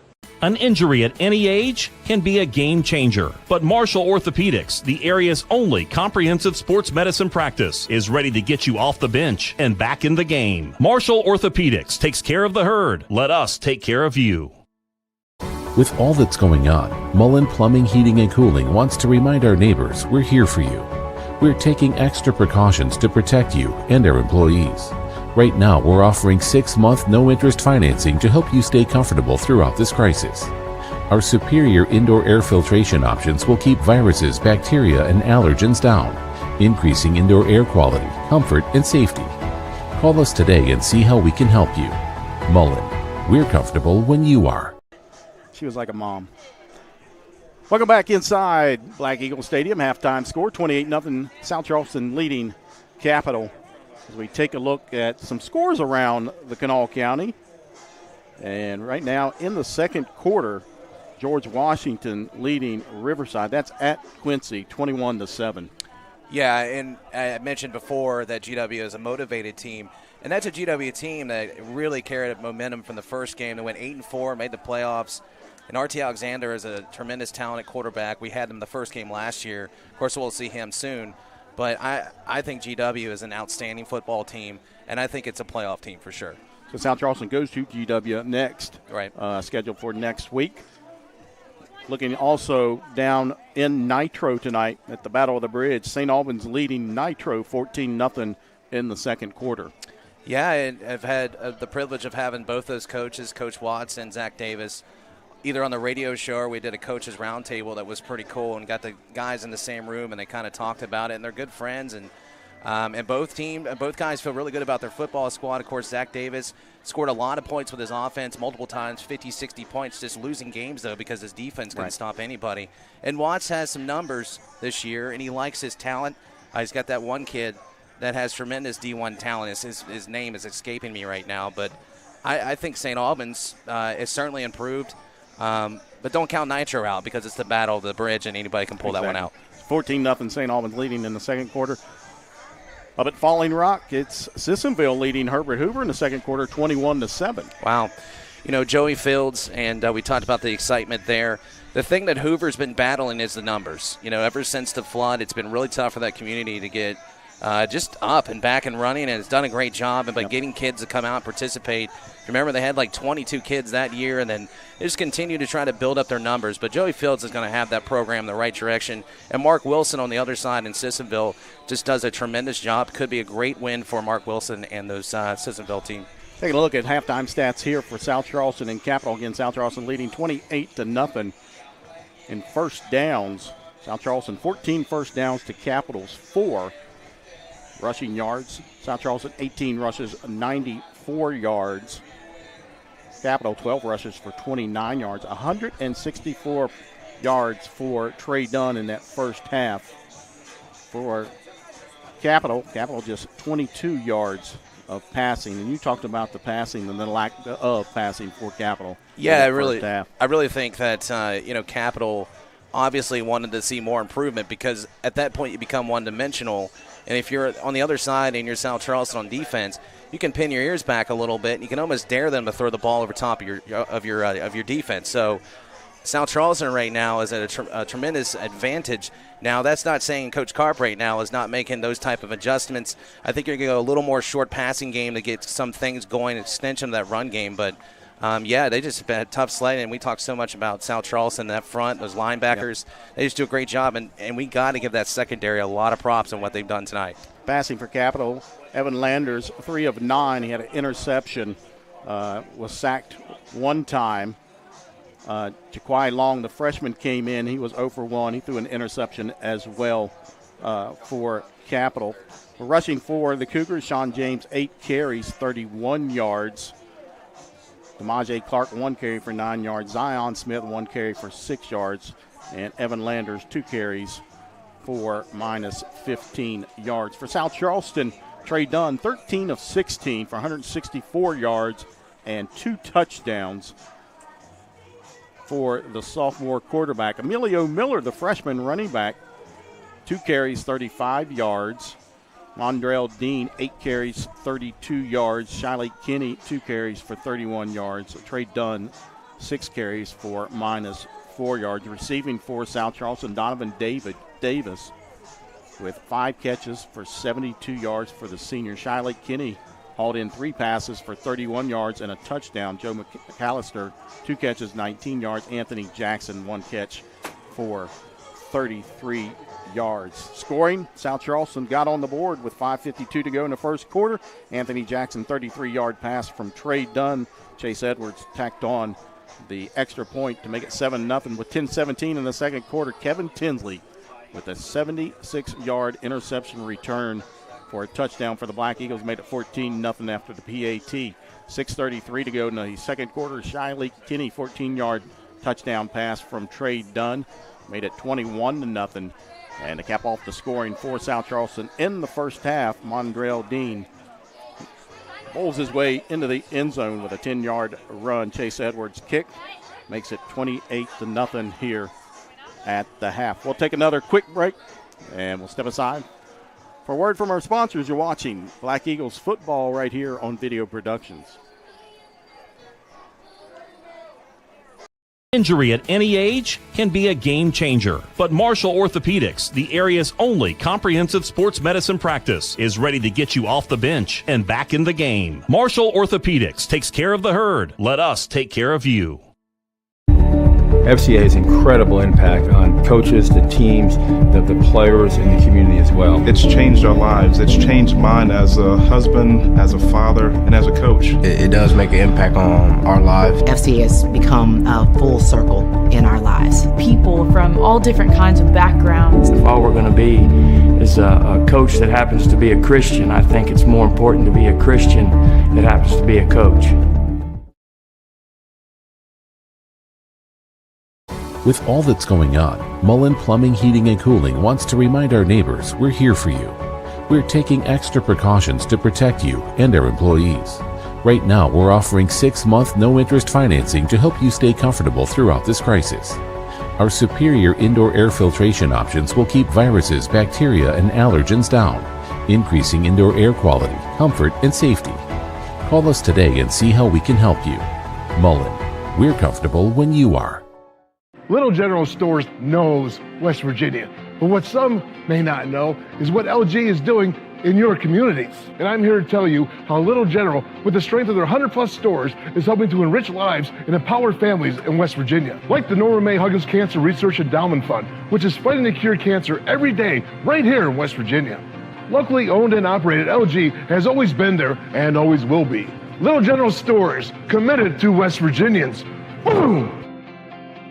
Jeep Adventure Days is going on right now, and at Dutch Miller Jeep in South Charleston, our end-of-summer sales event means there's never been a better time to buy. For a limited time, ask about 0% financing on select Renegades, Compass, Cherokees, and Grand Cherokees. Friends and family pricing for everyone is the reason Dutch Miller remains the #1 Jeep dealer in the entire state of West Virginia. So what are you waiting for? Come in today for our end-of-summer sales event going on now. Text or chat now at DutchMillerJeep.com.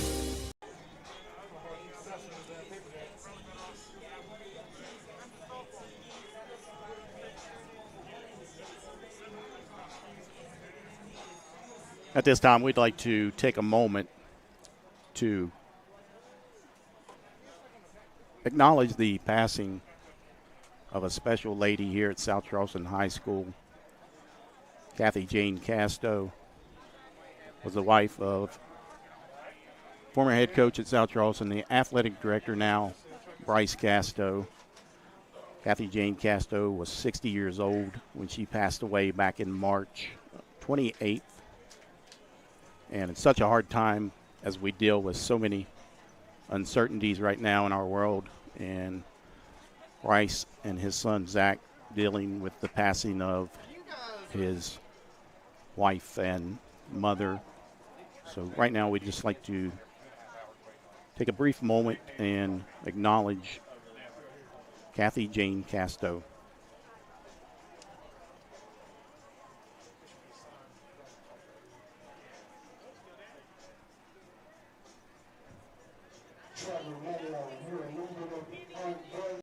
Today, I'd like to announce my campaign for re-election as president of Dutch Miller Kia.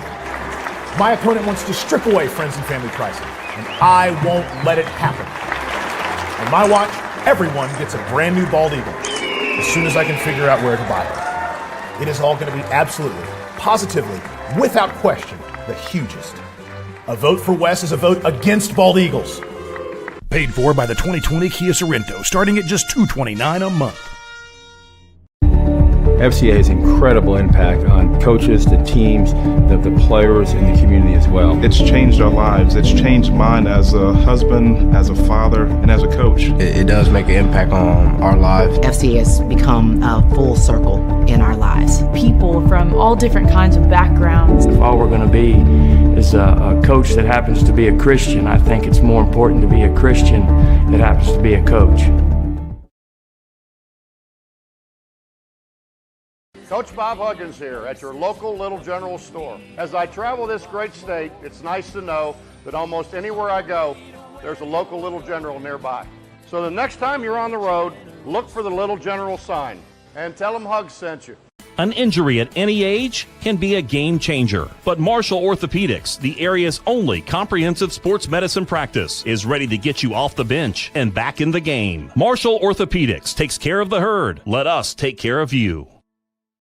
With all that's going on, Mullen Plumbing, Heating, and Cooling wants to remind our neighbors we're here for you. We're taking extra precautions to protect you and our employees. Right now, we're offering 6-month no-interest financing to help you stay comfortable throughout this crisis. Our superior indoor air filtration options will keep viruses, bacteria, and allergens down, increasing indoor air quality, comfort, and safety. Call us today and see how we can help you. Mullen, we're comfortable when you are. Keys of. Welcome back inside Black Eagle Stadium here on the campus of South Charleston High School. South Charleston leading Capital 28-0 here at halftime. Beautiful evening here in the Kanawha County. 4 games taking place, including this one. We've got George Washington at Riverside in Class AAA, and then a AAA AA matchup, the Battle of the Bridge. St. Albans was leading Nitro 14-0 in the second quarter, and then the Class AA's Herbert Hoover and Sissonville going at it, with Sissonville leading Herbert Hoover in the first half. Yeah, and like we said, it's good to have the county back to playing football, and it's quality football at that, because, you know, when you're sitting in the MSAC and 60% of your conference isn't playing football, yep, and you're Midland and your Spring Valley and whoever trying to schedule, I think that's the biggest thing as you look at teams like Midland and Valley. I mean, talking with Coach Salmons, it's been tough to get anybody to play because you can't turn around and play Kanawha County teams because they're not playing any football. So and that gave us the matchup of Cabell, Midland, and Polka. Sure. It also gave us the matchup of Spring Valley, Martinsburg. Yep. Fairmont Senior coming down and played Winfield. Yep. You would not see that matchup. Right. Yep. And then Wheeling Park played coming over to Man. That was Wheeling Park last week. Right. Taking on Oak Glen. Yep. So, yeah. A lot of travel. That's what. Well, a lot of different matchups you wouldn't normally see, which is great for the fans. Absolutely. It's not great for the ADs and head coaches. No, that's a great point, Jack. I think it's great. You mentioned Fairmont Senior and Winfield. I think that's awesome. And looking at Martinsburg this year, before all this stuff was going down, South Charleston on the schedule. They're still supposed to play Midland. Mm-hmm. So you like that out of Martinsburg? That was the big thing, right? You and I had that conversation that, Martinsburg won't come down and play these teams. They're just up north. They're just going to play Yeah.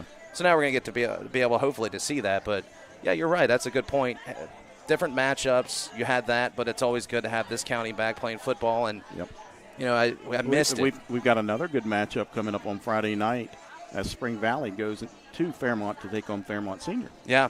So. And Spring Valley, we kind of had that conversation. It's early. Obviously, other teams haven't played, and that's something that, we got to keep in mind because, we're in week 6, and some teams have played 1 or 2 games. Some teams have played their entire schedule.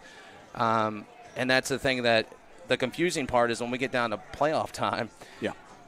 I don't know how they're going to sort out certain things, and it's a point system with the rankings, but I don't know how they're going to sort that thing out as far as 1 through 16 in each class. Yep. I'm glad I'm not in charge of that. That's it's Bernie Dolan and I'm glad that'll be his decision. Yeah, I'm glad I have no say in that because I'd have no idea what to do at that point. But good to see football back here at South Charleston, and we got a good game. I mean, we still got another half. South Charleston is up 28-0, but again, can't count out Capital, can't count out what Coach Cart puts together.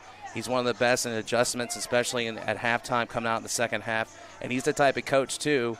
It's what makes him good is what's working. He sticks with. He doesn't get out of sort. Yep. He sticks with what's working, and he'll do it. It doesn't have to be pretty. He'll do it if it means he's going to score points. Another guy that's this scheduling and all this is hard on is our own Butch Mounts, our executive producer at Video Productions. He is scrambling every day trying to get these games streamed. Some are on Facebook. Yeah. Some schools have elected to do pay-per-view. Right. The man, I don't think he sleeps. I got a text from him at 3:30 this morning. It woke me up, but I was getting up at 3:45 anyway to prepare myself for this game. But I get a text, and Butch, I don't even know what he told me this morning. Or maybe he was answering a question that I had asked him before I fell asleep. But Butch Mounts has really worked his butt off. He always does. Yeah. Great work ethic for Butch, but this year has really stretched him thin, and a few more gray hairs on the legend from Omar. Does he have room? Do you have room up there, Bush? Did you know he was from Omar? No, I have no idea. You know where Omar is? I've heard of it. I don't know exactly where at on the map, but where is it? It's in Logan County. Oh, yeah. You take Route 44, I believe, down, and it is a metropolis area. I know what you're I think talking you're about closer now. to Mingo Central Yeah. High School Right. than you are Logan. But he's a Logan County or Logan High graduate. But Butch Mounts, I'm joking with him, but he does a great job for video productions, and the whole crew does a great job. And we've got another game coming up in Putnam County. Got a rivalry Friday night that we'll be doing. It'll be Polka, the Dots. They'll try to get back in the win column as they make the short trip across the Kanawha River to General Stadium to take on Winfield on Friday night. Kickoff set for 7 o'clock, and you can watch that. That'll be a pay-per-view purchase, and you can go to wvvideoproductions.com/watch for the Polka Dots and the Winfield Generals. And you look at that game, the Dots a little bit mismatched against a very powerful Cabell Midland running attack, and they throw for some reason the Cabell Midland started throwing the ball again, but they would like to get back. They get a little bad taste in their mouth. For Winfield, you got to think you can't be 0-2 starting off this season, and want to have hopes of getting into the AA playoffs. So they'll be hungry for a win as well. Well, I feel bad for Winfield. I mean, you had to play Fairmont Senior, and then now you got to play Polka. So and they got a Kennedy Award winner coming. Yeah, exactly. The Payne brothers and Toby and Ethan, and then they have a multitude of players, especially on defense. Coach Ramsey talks about how tough his defense is. Dylan Taylor is very tough, a wrestler down at Polka. I believe he was the 182 champion in the Cardinal Conference for the Polka Dots last winter. Yeah, they've got a good defense as well. I mean, it's when a Midland come into your place, I mean, it's tough for any Class AAA team to hang with a Midland half the time. Yep. Than a Polka team that just simply doesn't have the type of numbers. But I've said this going into this year before they all this hit, was that I felt like this was Polka's year. I really did. I think Polka in AA has a greater chance than a lot of teams to make the state, at least the state championship game. I thought they were ahead of last year. I didn't think it was their year. Obviously, they didn't reach there. But I think this year, if they continue to play and get some games under their belt, I think Polka could possibly pull out a state title. I know we're early, but I think they could pull it out. We shall see. We'll take a quick break, and then we'll return here to Black Eagles Stadium for a second half action. 28-0 South Charleston leading Capital on Video Productions.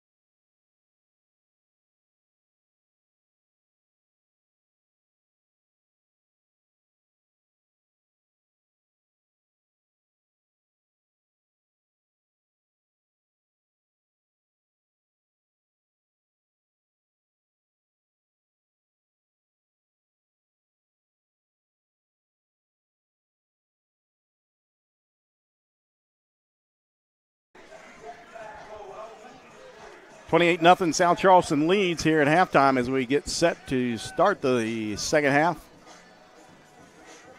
It'll be South Charleston kicking off to start things off. Again, a recap of the scoring for the Black Eagles. Anthony Jackson, 33-yard touchdown pass from Trey Dunn in the first quarter. Then 3 touchdowns in the second quarter for South Charleston. Kevin Tinsley, 76-yard interception return for a touchdown. Shiley Kinney, a 14-yard pass from Trey Dunn. And then Mondrell Dean, the sophomore running back, 10-yard touchdown run over the right side for South Charleston to make it 28-0. Ryan Flowers in to kick for South Charleston. Sorry about that, Jack. If you're Capital, this is your moment. You got to get something going here. It'd be a heck of a way to start this third quarter to get a score. because you got to get some momentum on your side. As the whistle blows, Flowers will approach and put his right foot in it, and another pooch kick, short kick. It'll bounce at the 38, goes back, ball still loose, and finally picked up by the Cougars around the 33-yard line, I believe is where they'll spot it, and that'll be the first possession in the second half for Capital. Yeah, almost had a shot at actually recovering that one. And it's nothing new for South Charleston. Yeah, it's nothing new that South Charleston is doing this pooch kick. They did it all last year. Right. Had a lot of success with it. And it just seems to fool other teams. They just sit there and watch it thinking somebody else is going to field it, but nobody fields it. It hits the turf. And once that ball hits the turf, you never know what a football is going to do. Right. You can ask the Falcons that, right? Yeah. So first down and 10 for Capital. At the 33-yard line, snap back to Long, and that one almost intercepted as Long did not see the defender. And that could have been disastrous for the freshman quarterback. Yeah, it is kind of a long play here. I mean, it took a long time to develop. He kind of looked off too. See that? Yeah, see, there's just nothing there. Nice play by South Charleston, though. Could have been a pick six. It's the positive on Capital side. Second down and 10 for Capital. Snap back to Long. Now he'll give up the middle. And a short gain.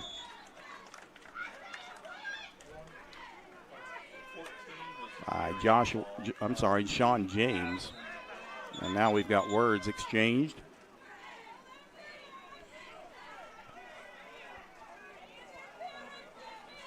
As the officials get in between the two teams.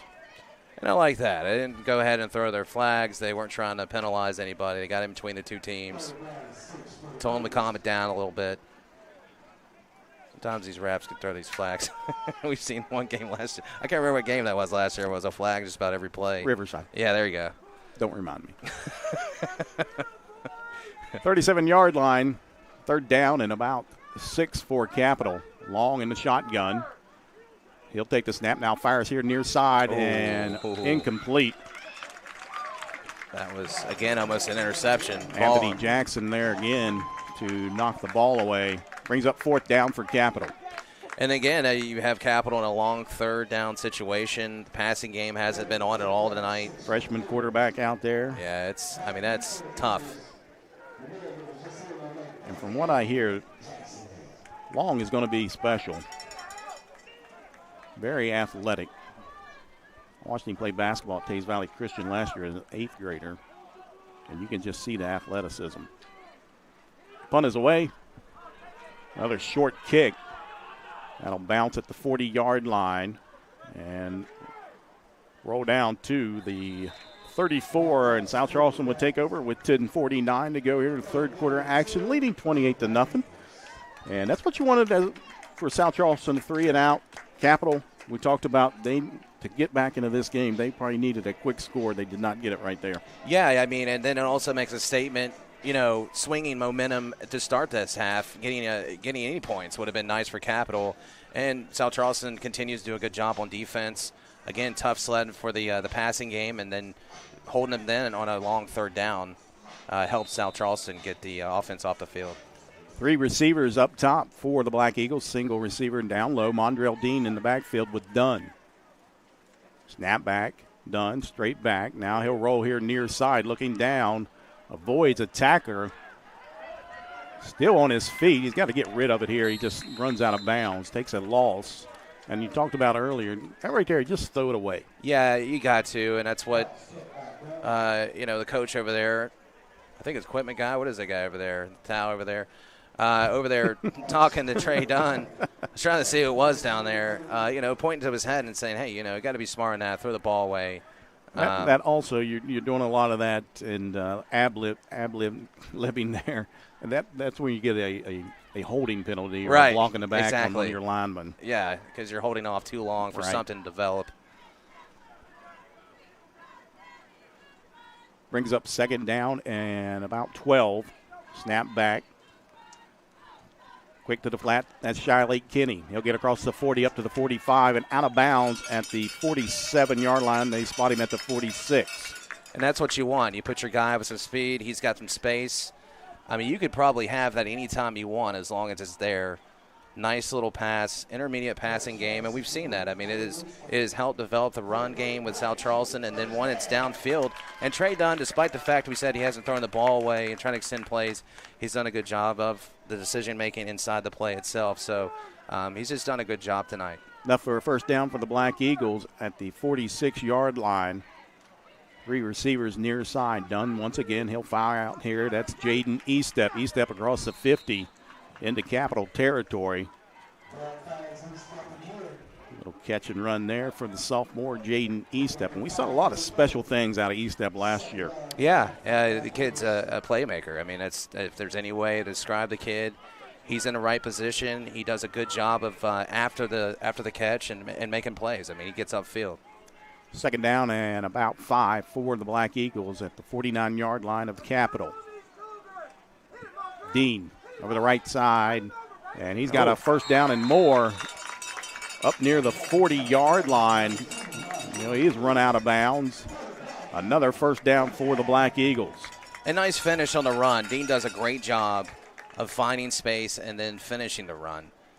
I mean, he just lowers that boom. He almost squirted out of there for a touchdown. He had a little more room. Ball is placed at the 40-yard line of Capital. 9:51 to go, third quarter.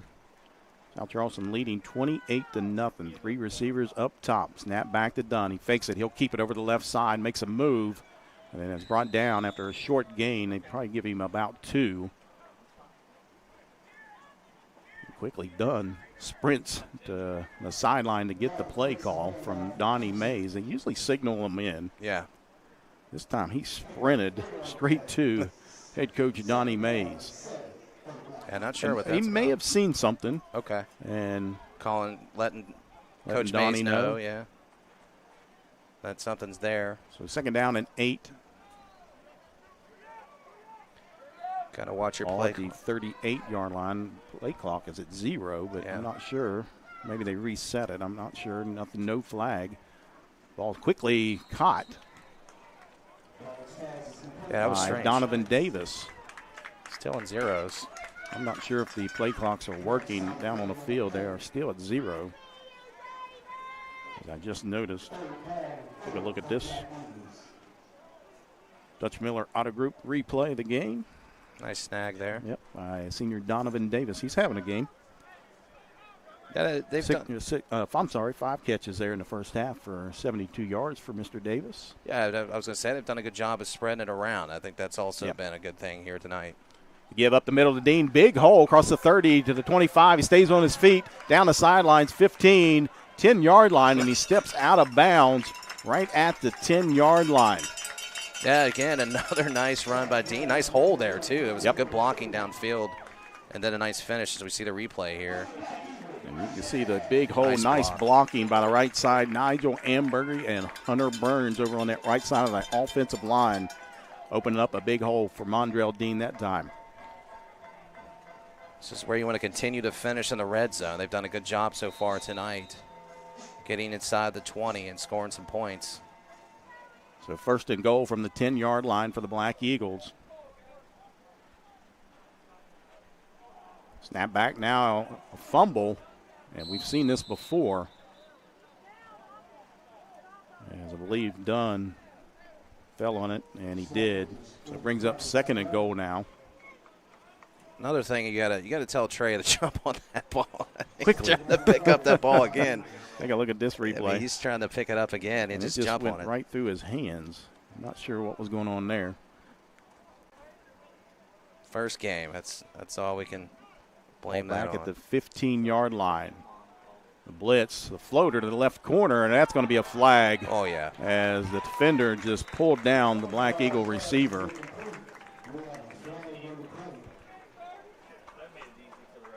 Anthony Jackson, the intended receiver for the Black Eagles. We take a look at the replay. Yeah, it might be one of the easiest calls the ref will make. A lot of jerseys this year. Man, somebody's shoe came off. Pulled him so hard his shoe came off. That was some good distance on those flags from those refs. Yep. So the pass interference on Capital. Not very many penalties in that first half. That was a good thing. Yep. South Charleston had 3 for 26 yards. Capital 2 penalties for 6 yards.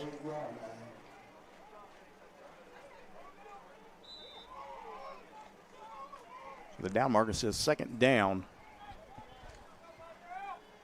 Ball at the 8-yard line. Snap back done. He'll keep it over the right side. Makes a move at the 5-yard line and powers his way into the end zone. Touchdown, Black Eagles. Nice play by Trey Dunn. Nice read. And then again, finishing. That's what it's been all about on offense.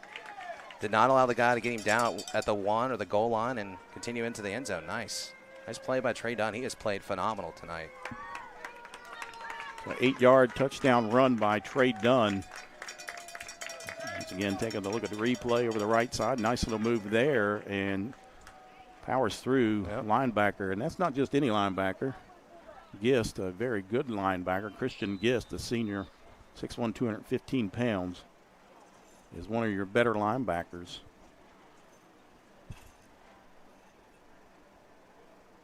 Chase Edwards in to tack on the extra point. Ball hits the upright, and that one missed. But a 8-yard touchdown run by Trey Dunn makes it 34-0. With 7:36 to go here in the third quarter, South Charleston leading Capital. You're watching Black Eagles football right here on Video Productions. With all that's going on, Mullen Plumbing, Heating, and Cooling wants to remind our neighbors we're here for you. We're taking extra precautions to protect you and our employees. Right now, we're offering 6-month no-interest financing to help you stay comfortable throughout this crisis. Our superior indoor air filtration options will keep viruses, bacteria, and allergens down, increasing indoor air quality, comfort, and safety. Call us today and see how we can help you. Mullen, we're comfortable when you are. An injury at any age can be a game changer, but Marshall Orthopedics, the area's only comprehensive sports medicine practice, is ready to get you off the bench and back in the game. Marshall Orthopedics takes care of the herd. Let us take care of you. Coach Bob Huggins here at your local Little General store. As I travel this great state, it's nice to know that almost anywhere I go, there's a local Little General nearby. So the next time you're on the road, look for the Little General sign and tell them Hugs. Back here at Black Eagle Stadium, 34-0. Trey Dunn, 8-yard run for the Black Eagle quarterback. Ryan Flowers set to kick off. Another pooch kick high and fielded at the 35-yard line. And a fair catch that time by Capital. As Christian Kiss said, we've had enough of this. I'm just going to fair catch this one. Well, that was another thing I didn't understand why they didn't do that in the first place before. I mean, obviously you're looking for a return and get upfield, maybe even break one for a touchdown. But that's the smarter play at this point, especially since you almost gave up one on the initial kickoff to start the second half. Capital will start this drive at their own 37-yard line. And freshman quarterback Jaquai Long back out there for the Cougars in place of starter Evan Landers. Tight set for Capital. Man in motion. They give to the motion back over the right side. Gets across the 35 and brought down about the 38-yard line. Not much of a gain there for Capital. Yeah, you like to get up north-south. Just a long, drawn-out play. I mean, he ran for a long time towards his own sideline. Flag on the play. And they're looking to Coach Donnie May, see what he wants to do. So it is on Capital, and now they'll march it back. And I believe this is a holding penalty as we take a look at the white hat, and I am correct. Mm-hmm. So they'll mark off the penalty yards and back to the 23-yard line.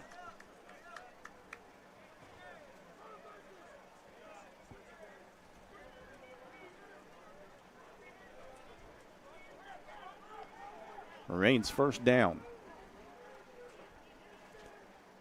Snap back to Long, he gives, and nowhere, as you're looking at 5 or 6 Black Eagles standing there waiting on him. Yeah, it was almost like the O-line stood up. Have at it. But then again, we've seen this all night long. The front of South Charleston has done a good job of dominating up front. And, it's been tough for Capital, whether it's been around the edges or try to go up the middle. It's just been tough. Brings up second down. Ball placed at the 18-yard line.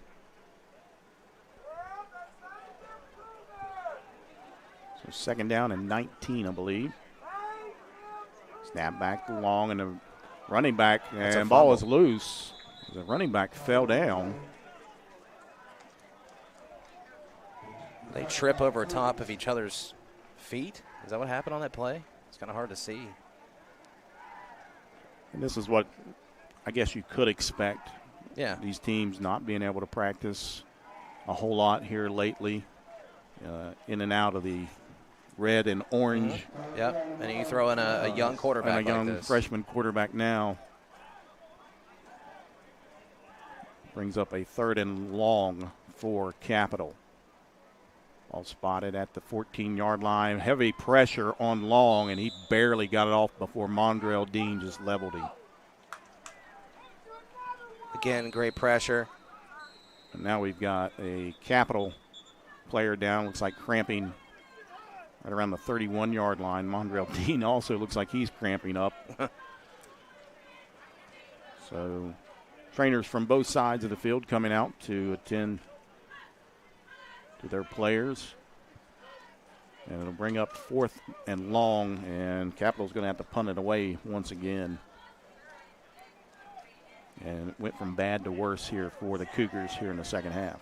Yeah, it really has. And, again, just one-dimensional. And, they pull Landers, which I don't know if they did that because of what was going on or just to see what Long has. Mm-hmm. You never know. You never know what's going to happen. As you said, he's got some upside, and he's athletic. So put some new spark to that offense, even if it's a young guy, and hope something may become of that. But, it's just been really one-dimensional for Capital. And South Charleston, though, not to take any credit away from them, has been able to capitalize on that. Yeah. So you hate to put a freshman quarterback into the ball game, and then he's looking down the line at South Charleston, and he's looking in the eyes of Zyke Lawton, Mondrell Dean, Maury Lawton, Jason Barnett, Xavier Bosley, and then Caden Davis and Joseph McAllister, returners for South Charleston. That's the linebacker, and those guys are hungry. Sure, to play some football and to hit somebody else in a different colored jersey.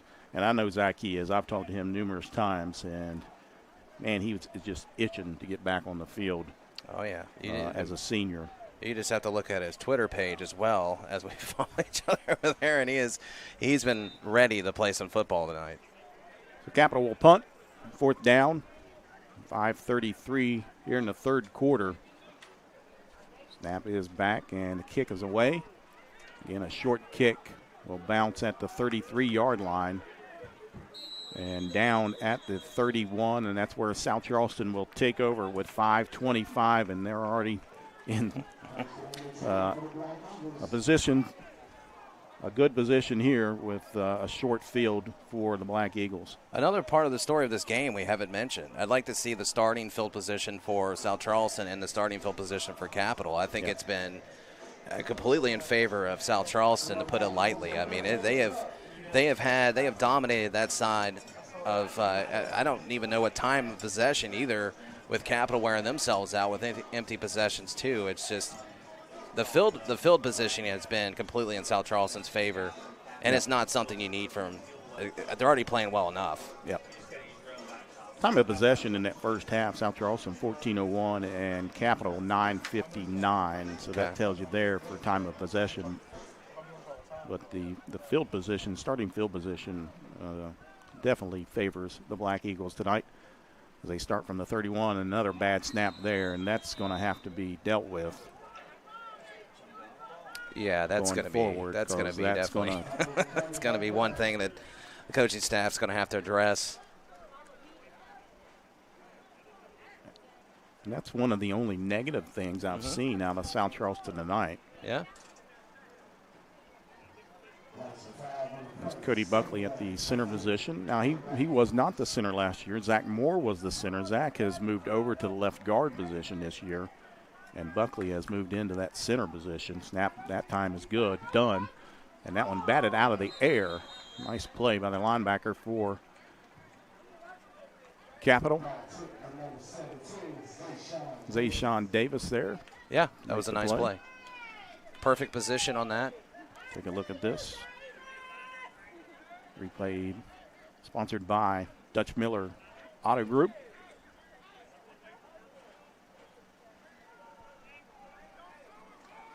Brings up a third down and about 17. Snap back to Dunn. He'll fire down the left side, and that was overthrown. Again, we've got cramping by the South Charleston receiver, clear over on the far side. So you've seen a lot of that, and that goes back to the conditioning, I think, where the teams could not condition, couldn't even be on the field. Then they could get on the field and then back off the field. So I think a lot of that, and Donnie Mays talks about that, conditioning your players to play football, a football condition.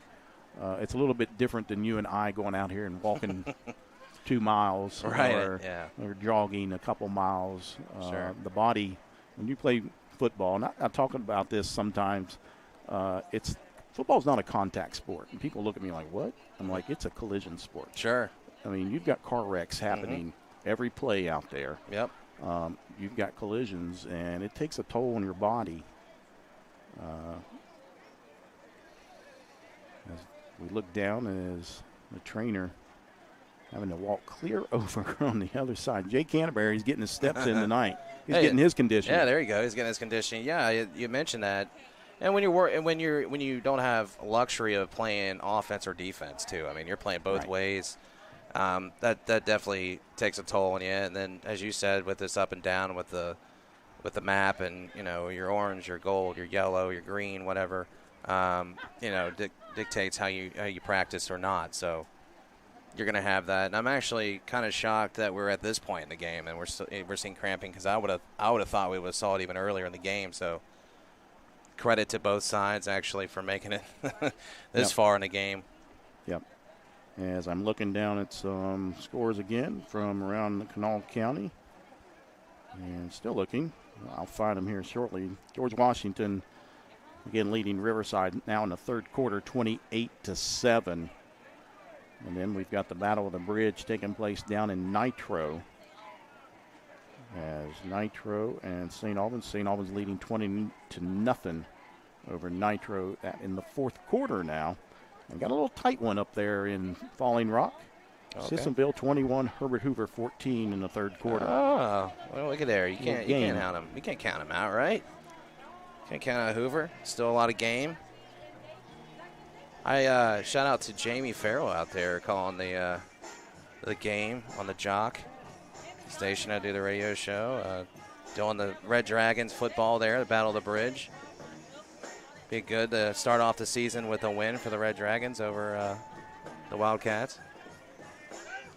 Yeah, if we're giving shout-outs, I might as well give a shout-out to Chris Napper. Yeah. Former coach here at South Charleston. He's moved down to South Carolina and working and living down there. He's watching tonight and hit me up on Twitter. Okay. He's wanting a shout-out, so here's a little bit of fame, Chris.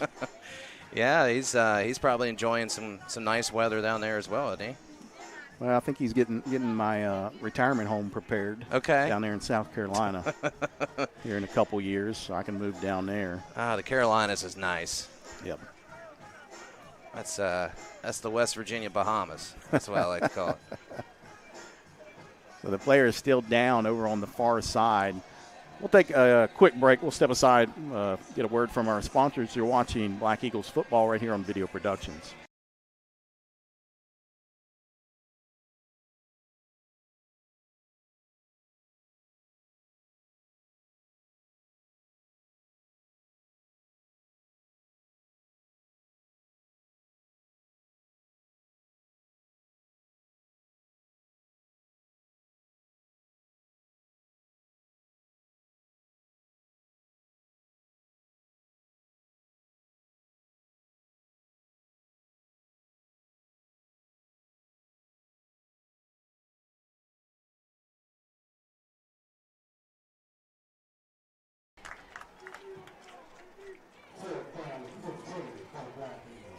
Finally, they've got the player up for South Charleston, and we're walking around the field. It'll bring up 4th down for South Charleston from the 36-yard line. E-step will go in motion. Snap back to Dunn. He'll roll near side.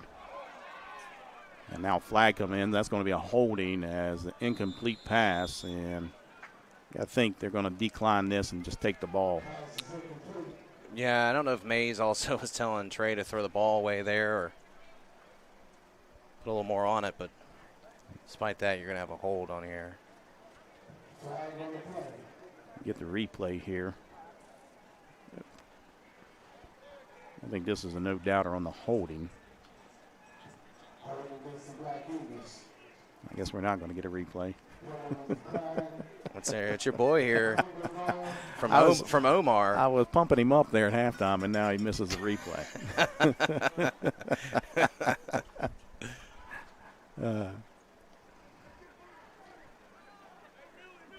So they'll decline the penalty, and Capital will take over on downs with 4:34 to go here. Third quarter action. South Charleston leading 34-0. Also, I'd like to give a shout out to my sister Lisa Withrow, watching from home, I'm sure, tonight. Quickly, I know we were talking about Butch earlier. Butch makes some of the most delicious food. Oh, yeah. And I see he never invites you, though. His food pictures. He puts pictures up, but never invites you. Yeah. Snap back along, he'll give. Near side, nice move right up the middle. And across the 50 to the 49 of South Charleston. And that was Caden Olter, number 47. That was the best run of the night there for Capital. Best offensive play for Capital. Nice run. The first down run by Olter. Capital first down in South Charleston territory. Snap back once again, near side run, and they've got him hemmed in, and 3 or 4 defenders there to bring him down. Shiley Kinney, as well as Zyke Lawton and Mondrell Dean was there to make the stop for the Black Eagles, a loss of about 3 yards. Might have missed a hold as well on the back end. That play could have been way worse. Good job again by the Black Eagles on defense. Napper just sent me a message. He's got my retirement home ready down there in South Carolina. I'll live in the basement. I'm good. I don't know what to tell the wife and kids, but I'm on my way. Second down, snap back, give, and up the middle. Nice piece of running again, hard running. And finally whistles, and nice job there again by number 47, Caden Olter. Yeah, he's just sophomore. I got a strong kid there. Will not go down. I don't know how many guys was wrapped around him. Brings up a 3rd and a long 5 from the 44-yard line. 3:12 here in the third quarter. 34-0 South Charleston leading Capital. Snap back to long. He'll roll to his right. Looking downfield. Now fires wide open. Pass is hauled in at the 35 and down to the 31-yard line. So a nice job by the freshman quarterback Long of extending the play out and finding a receiver wide open.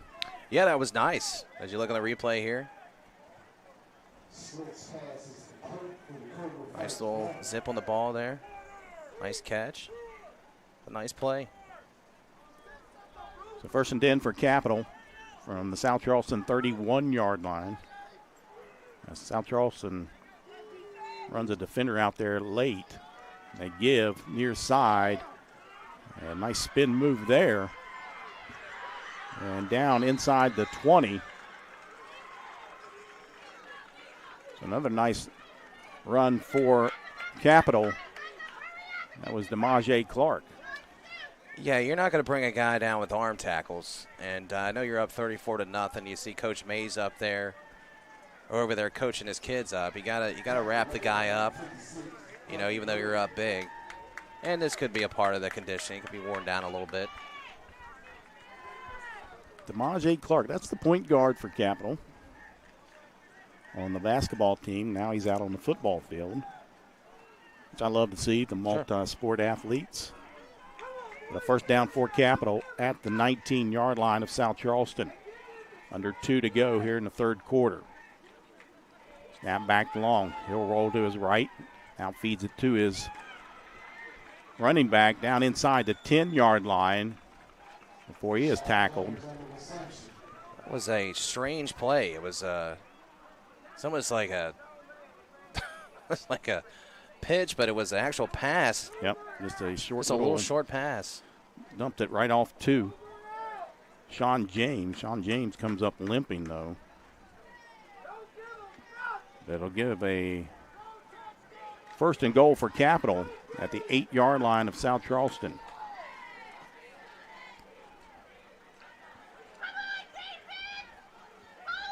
Single back, snap back along. He gives to his running back over the right side. He's got a hole and into the end zone for the touchdown for Capital.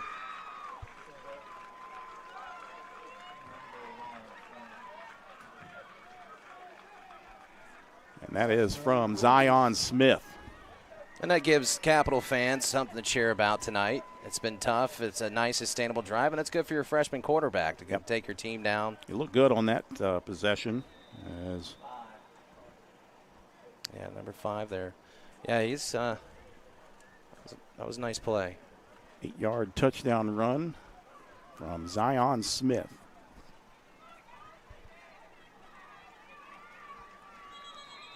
Now whistles as Braden Scott was set to attempt the PAT, and now we've got offsides on Capital. So they'll move it up a yard and a half and reset everything. Now the kicker will move his block up.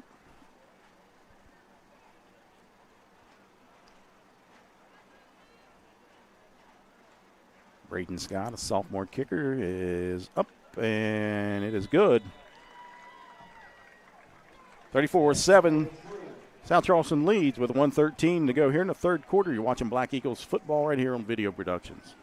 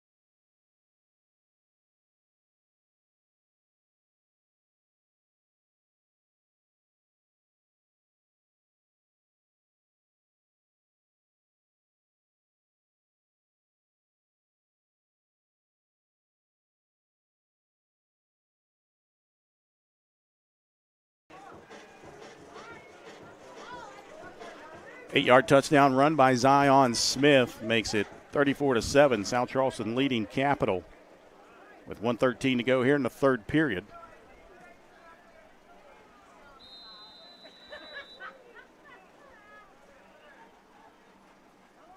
And a kickoff will be fielded at the 25 by Mondrell Dean.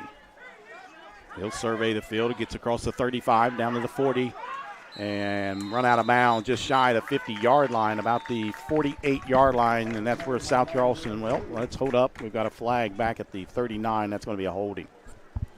Yeah, I saw that on the back end.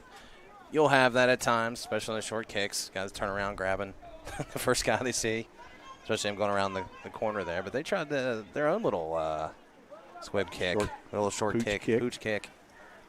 Only bad thing, they kicked it to Mondrell Dean. I don't think they. Bad for them, good for South Charleston.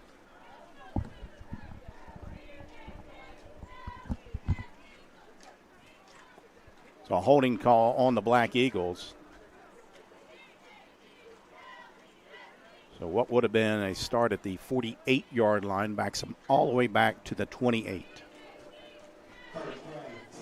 Again, good field position still for South Charleston. He had a short kick. A little bit of, obviously a little bit of a penalty yardage there, but still good starting position. Snap back, straight give. That's Emilio Miller, and straight up the middle. Nice piece of running for the freshman Miller. And he'll gain about 6 on the first down play. Brings up 2nd down and 4 at the 39-yard line for South Charleston. Time is winding down here, under a minute to go in the third quarter. The play clock here has been at 0 all second half. Yeah, I was just about to mention, they still got to keep in mind how much time you have here. Snap back to Dunn. Once again, he gives the Miller near side, evades a tackler there. Now we've got another flag. I believe that's going to be another holding on South Charleston.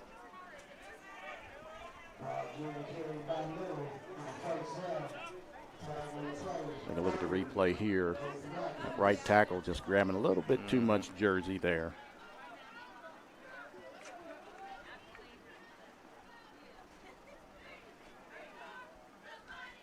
Yeah, you're going into this possession. Obviously, you're trying to get to the fourth quarter here. You don't want to go too conservative because you don't want to end up trying to give Capital the ball with a ton of time, but you also don't want to force anything. So 2nd and 11. Ball back at the 27-yard line. Dunn, the give to Miller right up the middle. Another nice piece of running up to the 35-yard line. We'll bring up a 3rd down and short now for the Black Eagles.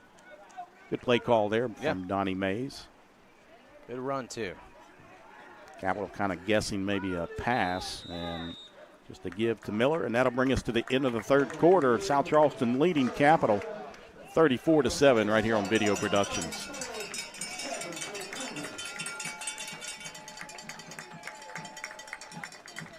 With all that's going on, Mullen Plumbing, Heating, and Cooling wants to remind our neighbors we're here for you.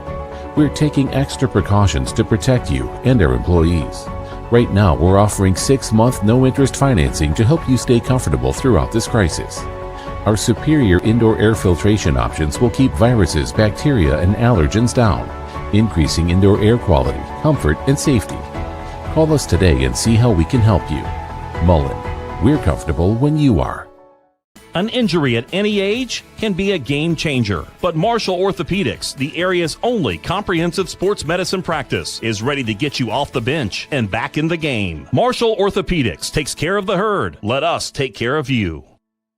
Coach Bob Huggins here at your local Little General store. As I travel this great state, it's nice to know that almost anywhere I go, there's a local Little General nearby.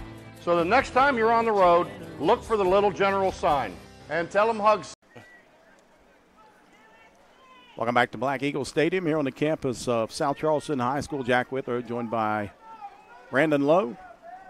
South Charleston leading after 3, 34-7. 3rd down and about 3 for the Black Eagles. Ball at the 35-yard line. Snap back. Looked like the defender was coming in with a screen over on the right side. They got blocking. Lost the 50 down to the 45. And tackle at the 40, and those, wow, a big collision at the 40-yard line. And both South Charleston and Capital players are down. Here's the replay. Offsides over on Capital, and I'm surprised they didn't blow that dead.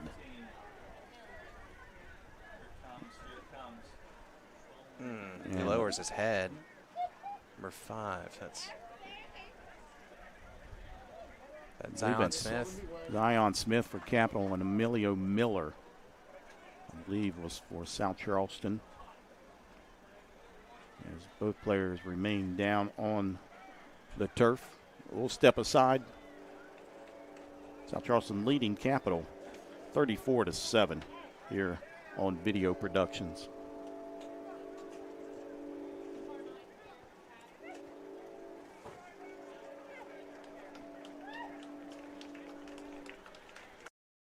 FCA has incredible impact on coaches, the teams, the players, and the community as well. It's changed our lives. It's changed mine as a husband, as a father, and as a coach. It does make an impact on our lives. FCA has become a full circle in our lives. People from all different kinds of backgrounds. If all we're going to be is a coach that happens to be a Christian, I think it's more important to be a Christian that happens to be a coach.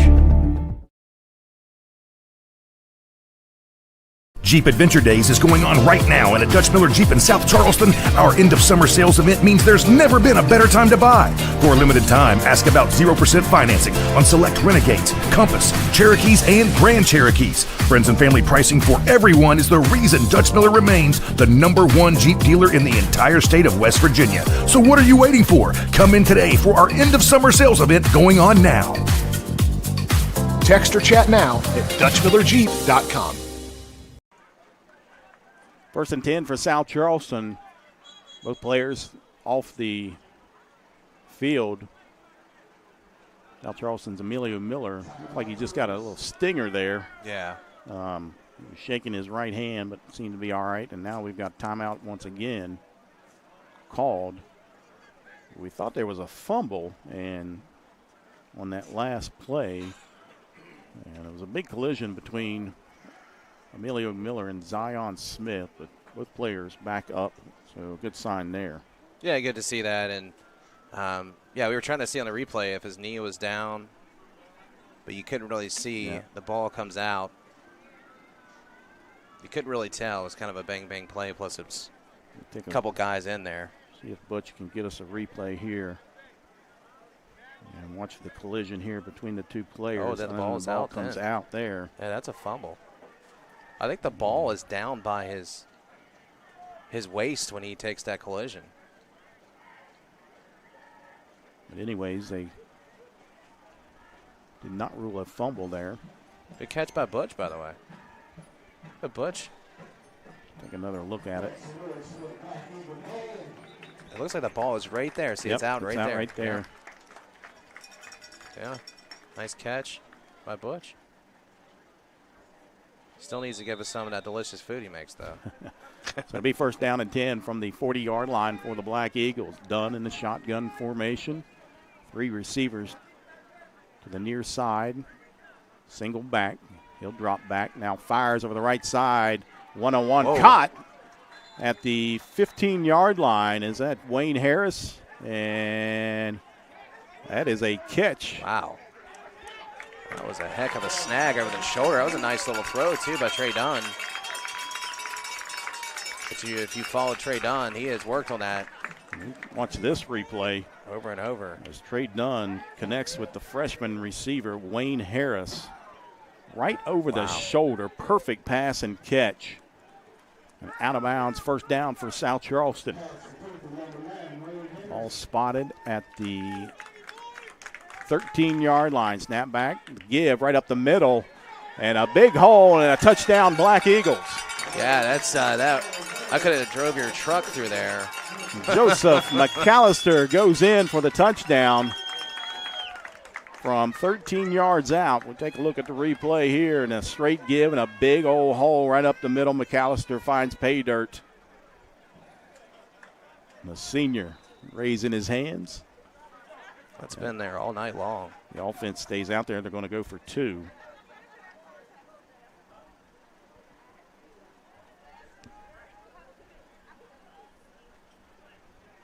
Dunn once again now. Bad snap. Now he'll look to run it and still trying to get in. And they'll just bring him down at the 5-yard line. 2-point conversion, no good. But senior running back Joseph McAllister from 13 out gives South Charleston the 40-7 lead here in the 4th quarter. You're watching Black Eagles football right here on Video Productions.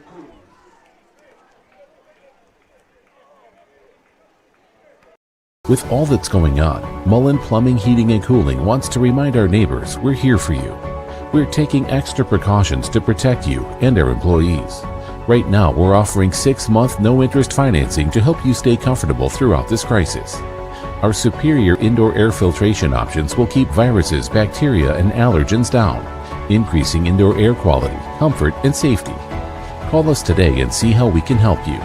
Mullen, we're comfortable when you are. Today, I'd like to announce my campaign for re-election as president of Dutch Miller Kia. My opponent wants to strip away friends and family pricing, and I won't let it happen. On my watch, everyone gets a brand new bald eagle as soon as I can figure out where to buy it. It is all going to be absolutely, positively, without question, the hugest. A vote for Wes is a vote against bald eagles. Paid for by the 2020 Kia Sorrento, starting at just $229 a month.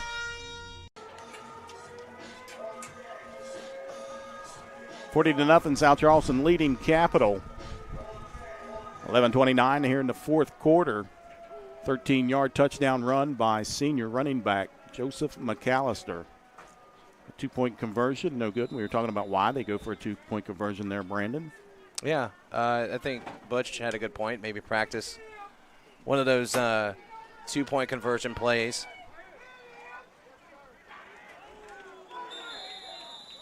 As a short kickoff once again returned up to the 45-yard line. Capital will take over right there.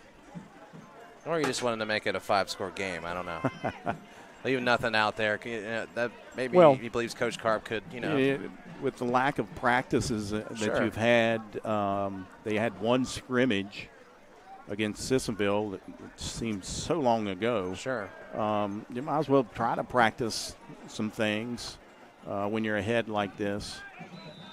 So it gives you a little live action practice on that two-point conversion. Down the road, you may have to come back to that. Sure. So first down and 10 for Capital at the 45-yard line. Motion and drop back and a floater, and that one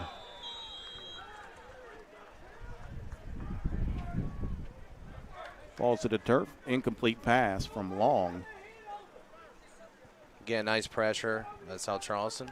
Lawton back there. Intended for Zion Smith. Again, good to see Smith back out there after he and Emilio Miller collided.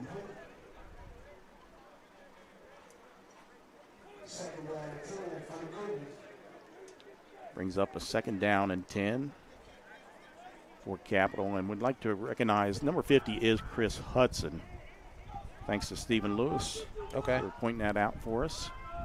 And we kind of thought maybe that was him after we recognized there was not a number 50 on the roster.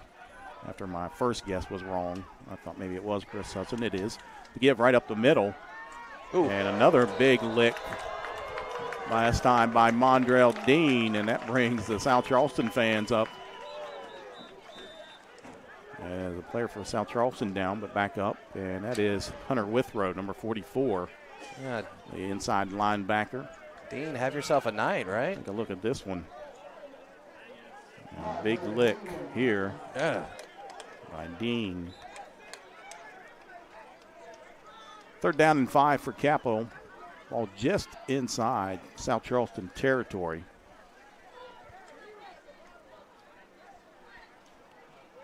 Clock running, under 11 minutes to go here in the ball game.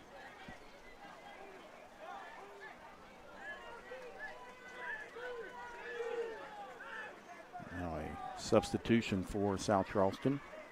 James Butts will run out on the field. Zyke Lawton will jog off and get a break. Butts a transfer from Musselman High School and now whistles. And timeout called by head coach John Carpenter of Capital. We'll take a timeout as well. 10:26 to go in the fourth quarter. South Charleston leading Capital 40-7 right here on Video Production.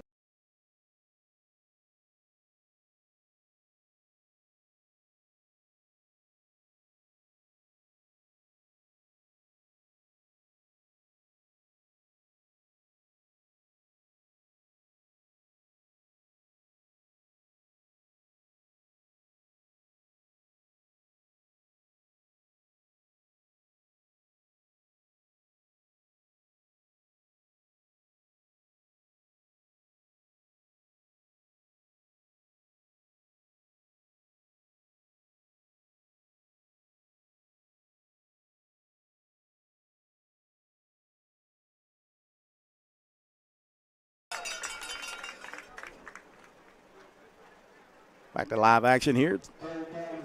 Black Eagle Stadium, South Charleston leading Capital 40-7, 10:26 to go. Here in the fourth quarter, third down and 5 for Capital at the 50-yard line.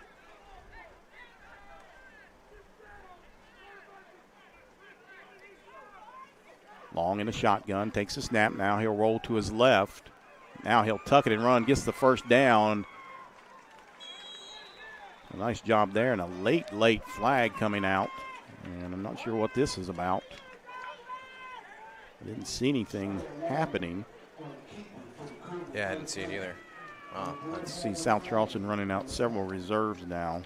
As we take a look at the replay. Nice decision there by Long as he'll tuck it. Still don't know. Yeah, I'm not sure.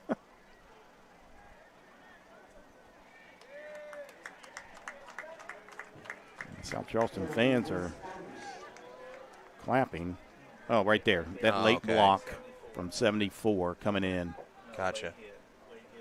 Yep.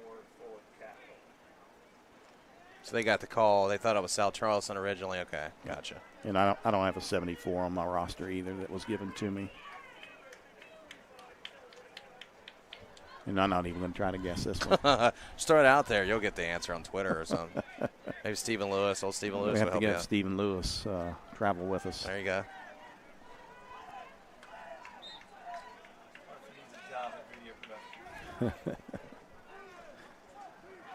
So first down. And a give near side coming up. Dean misses the tackle, and nice job there. And none other than freshman Wayne Harris making a tackle. And Harris has been all over the field on both sides of the ball. Yeah, great job tonight. Had an interception. Number 6 there. Oh, that's all Caden Davis over there. And Davis off and holding his shoulder. Go check him out.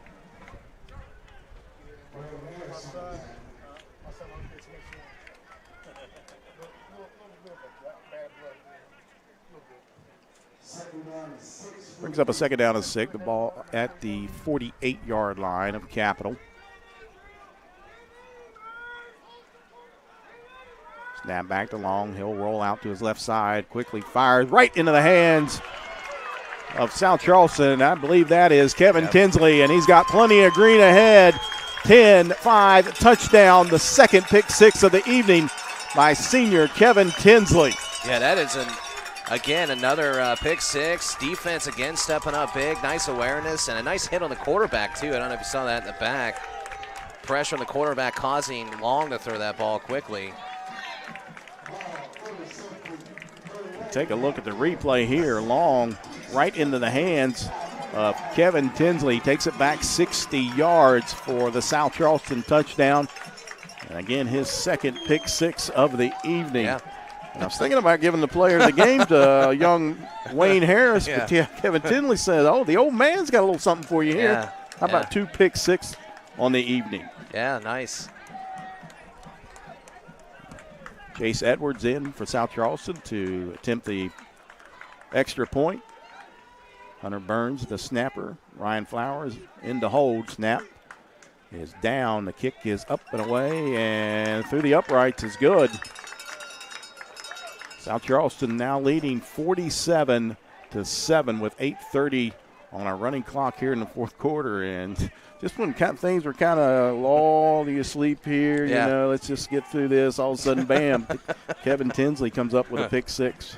Yeah, and again, just nice awareness, but the pressure on Long, too, made him try to throw that ball away or somewhere, and it so happened to be in the hands of South Charleston. So, and again, finishing on plays. You know, he could have, you know, sat down, but he took it to the house, and I think that's something, too, that you got to say about South Charleston tonight is they have finished in all phases. Yep. 60-yard interception and touchdown for Kevin Tinsley. Makes it 47-7 Black Eagles.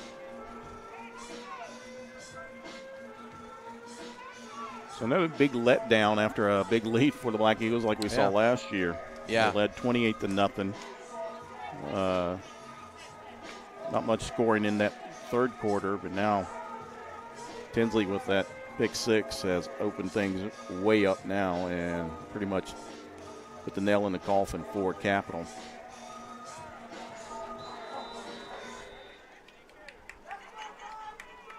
Flowers approaches, and again, a high pooch kick fielded at the 36-yard line.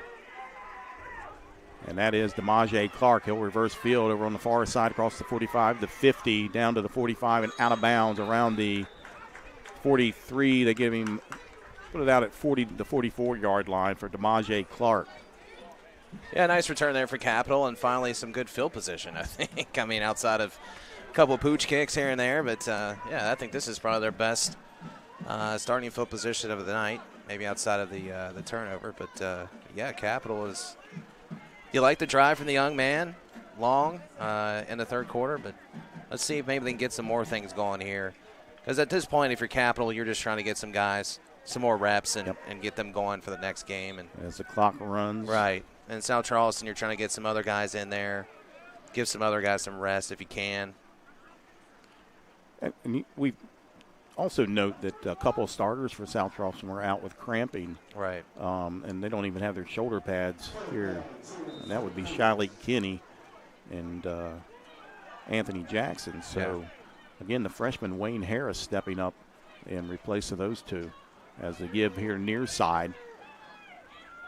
And a nice block there from Capital, but that's going to be 3 flags coming in. And that's going to come back on a penalty against Capital. Scott almost got taken out over there. A helmet-to-helmet personal foul on Capital. A little crackback block there. Oh, yeah, right I see there. that. Yep. I guess Scott get out. Yes, Coach Canada. You got to be quick, Coach Canada. I'm going to have to get on to him after the game.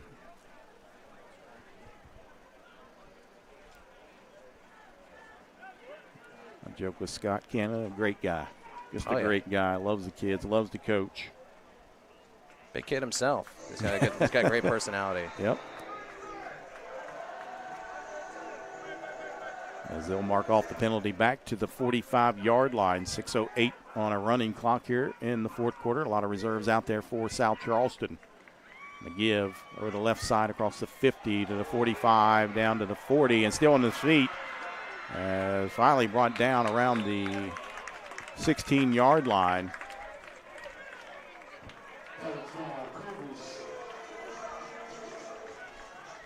And that is number 9. Number 9 is not on the roster. Well, whoever he is, that was a good run. A very good run. I'm sorry, that was 47. not number 9, 47. Excuse me, that was Caden Olter. Yeah, he put on a clinic there. He broke a few tackles, nice little stiff arm. Something positive throw up there for Capital.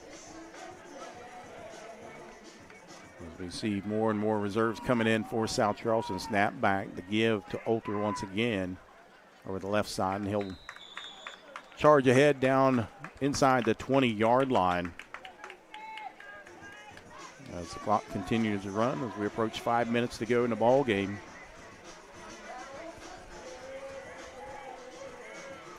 Yeah, Mondrell Dean, he's got his shoulder pads off, so he's done for the night. Yeah, I mean, if you're Capital here, you're just trying to maybe finish this drive and maybe get some points. As we said, you want some positive heading out of this game. 2nd down and 5 from the 20-yard line for Capital. Long keep it himself here near side. Down across the 15 to the 10 and driven out of bounds at the 6. There, they give him the 5-yard line. So another first down. It'll be 1st and goal for Capital at the 5-yard line. Nice run there by the freshman quarterback.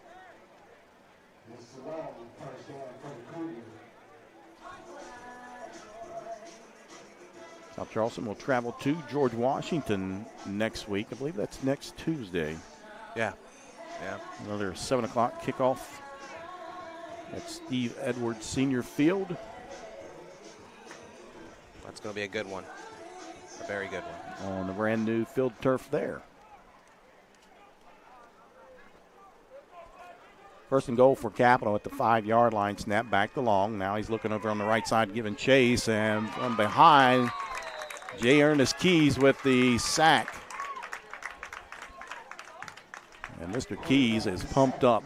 And that's one guy always talking in practice. I love to be around guys like him. Yeah, it's a great kid, and he's in there and got his sack.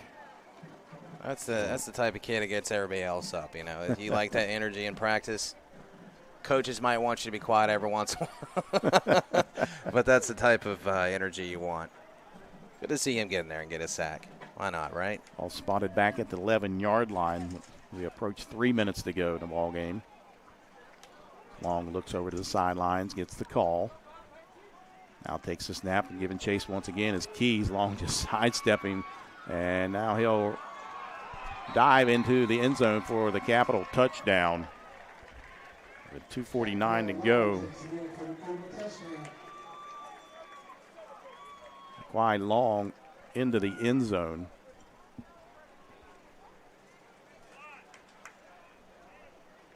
As we take a look at the replay there, brought to you by Dutch Miller Auto Group. Another bright spot there for Long, too. Finish the drive, gets himself a touchdown. This kid's only going to get more confident. Braden Scott in to attempt the extra point. Snap is back, hold is down, the kick is away, and it is good for Scott. 47-14, South Charleston leading Capital. 2 minutes on the clock. We'll stay right here as a running clock. We go to a break, and we may come back and the game will be over with a running clock going on. But this one has been put to bed a long time ago here at Black Eagle Stadium. South Charleston will win their season and home opener here in the 2020 season. And it's still weird to me that we're playing our first game on October the 7th on a Wednesday night. Yeah, week 6. And Donnie May's getting his first win as the head coach there over Capital. Right. That's huge. It's a huge way to start the season. As we said, all these teams going through so much during this pandemic. And for South Charleston to come out here and respond the way they have, I don't think you could ask for a better game. I really don't. Outside of some things, and coaches are never completely happy. Well, they're going to look at their kickoff team, and they're going to look at the center quarterback exchange. Yep, those are the biggest things that jump out to me. Those are the issues that I see as we look down at the sideline. The South Charleston players showing some dance moves now. I'd be dancing too. They deserve it. They can't miss Big Zach Moore when he is dancing. As Zach comes in at 340 pounds. Starting left guard for the Black Eagles. And let's see if the onside kick here. Nope, they go ahead and kick it away and field it at the 18-yard line. I believe that's Harris. And he looks for room here near side. He's got a couple blockers, but a nice tackle as he is brought down at the 33-yard line. Pretty much believe South Charleston will go out there and kneel on it. Sure, yeah. And put this, like I said, put it to bed and look to next week as they travel to George Washington, take on the Patriots, who were up big on Riverside when I checked earlier. And that is a final score. And Riverside made it interesting, 35-21 the final score from Quincy.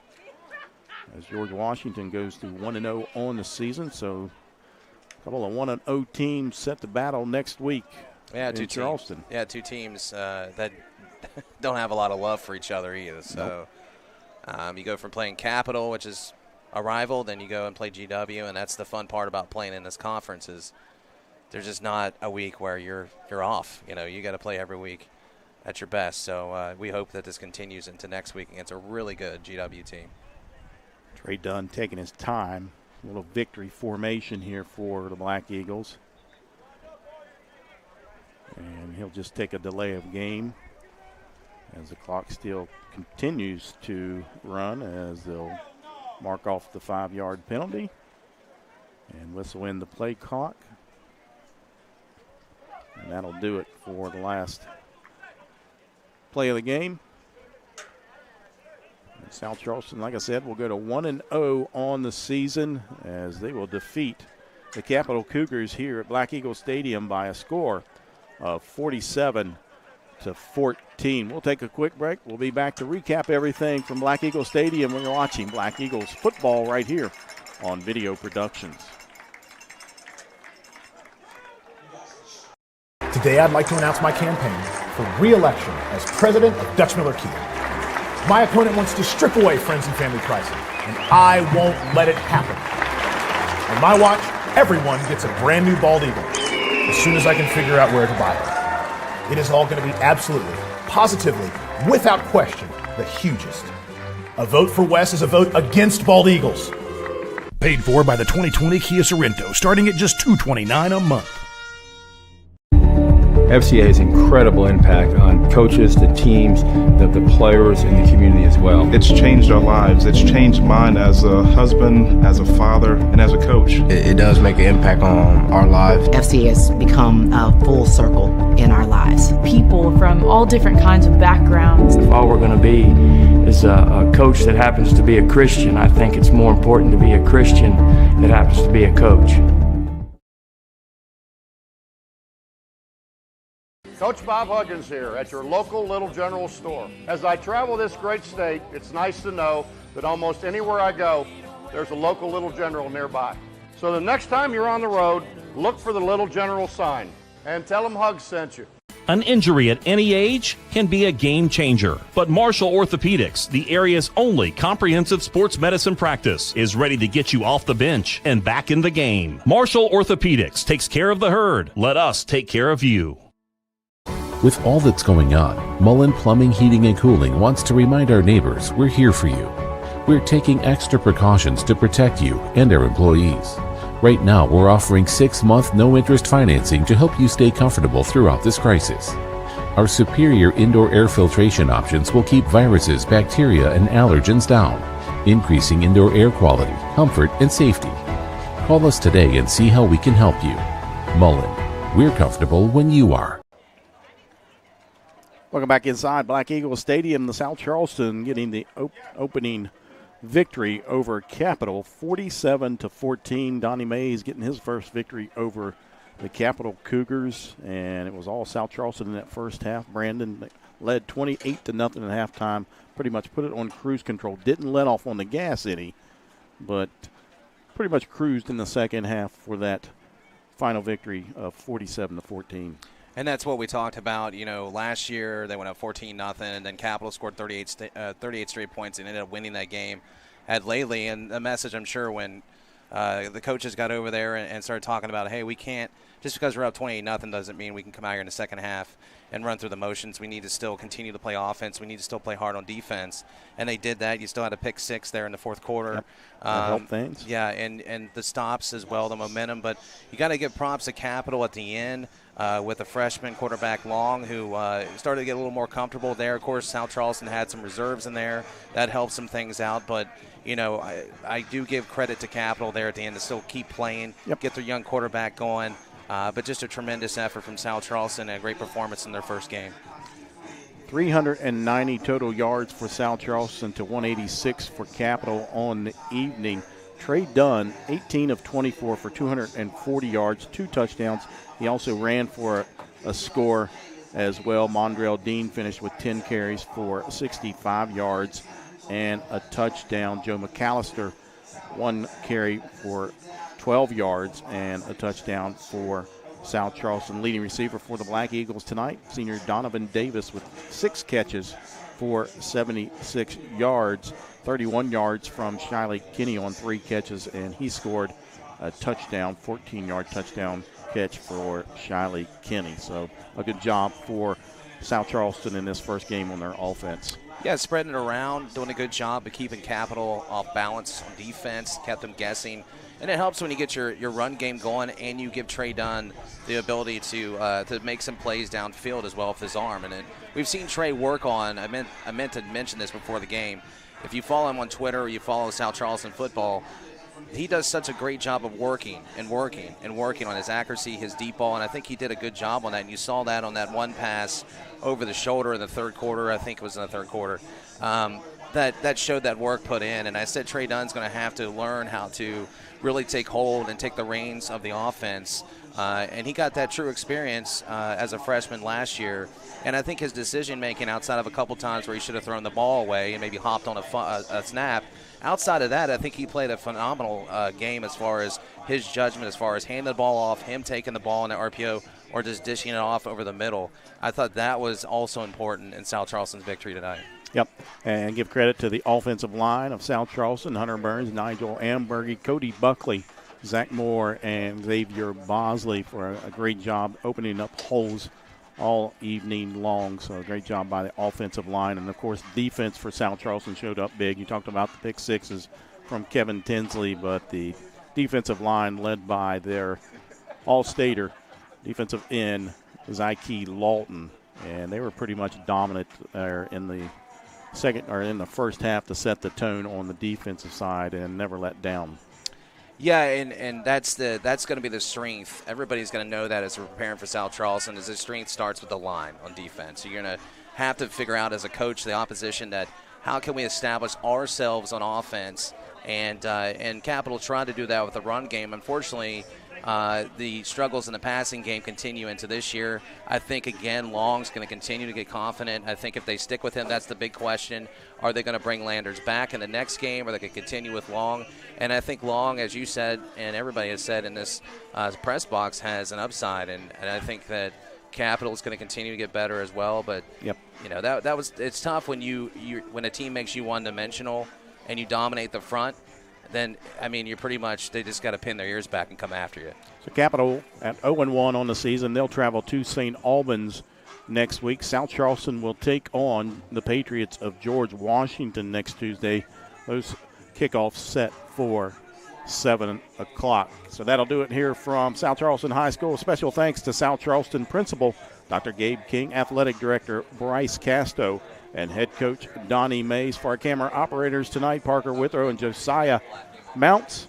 Our producer tonight, Butch Mounts, and my partner, Brandon Lowe. I'm Jack Withrow. The final score from Black Eagle Stadium: South Charleston gets the victory 47-14 over Capital. Good night.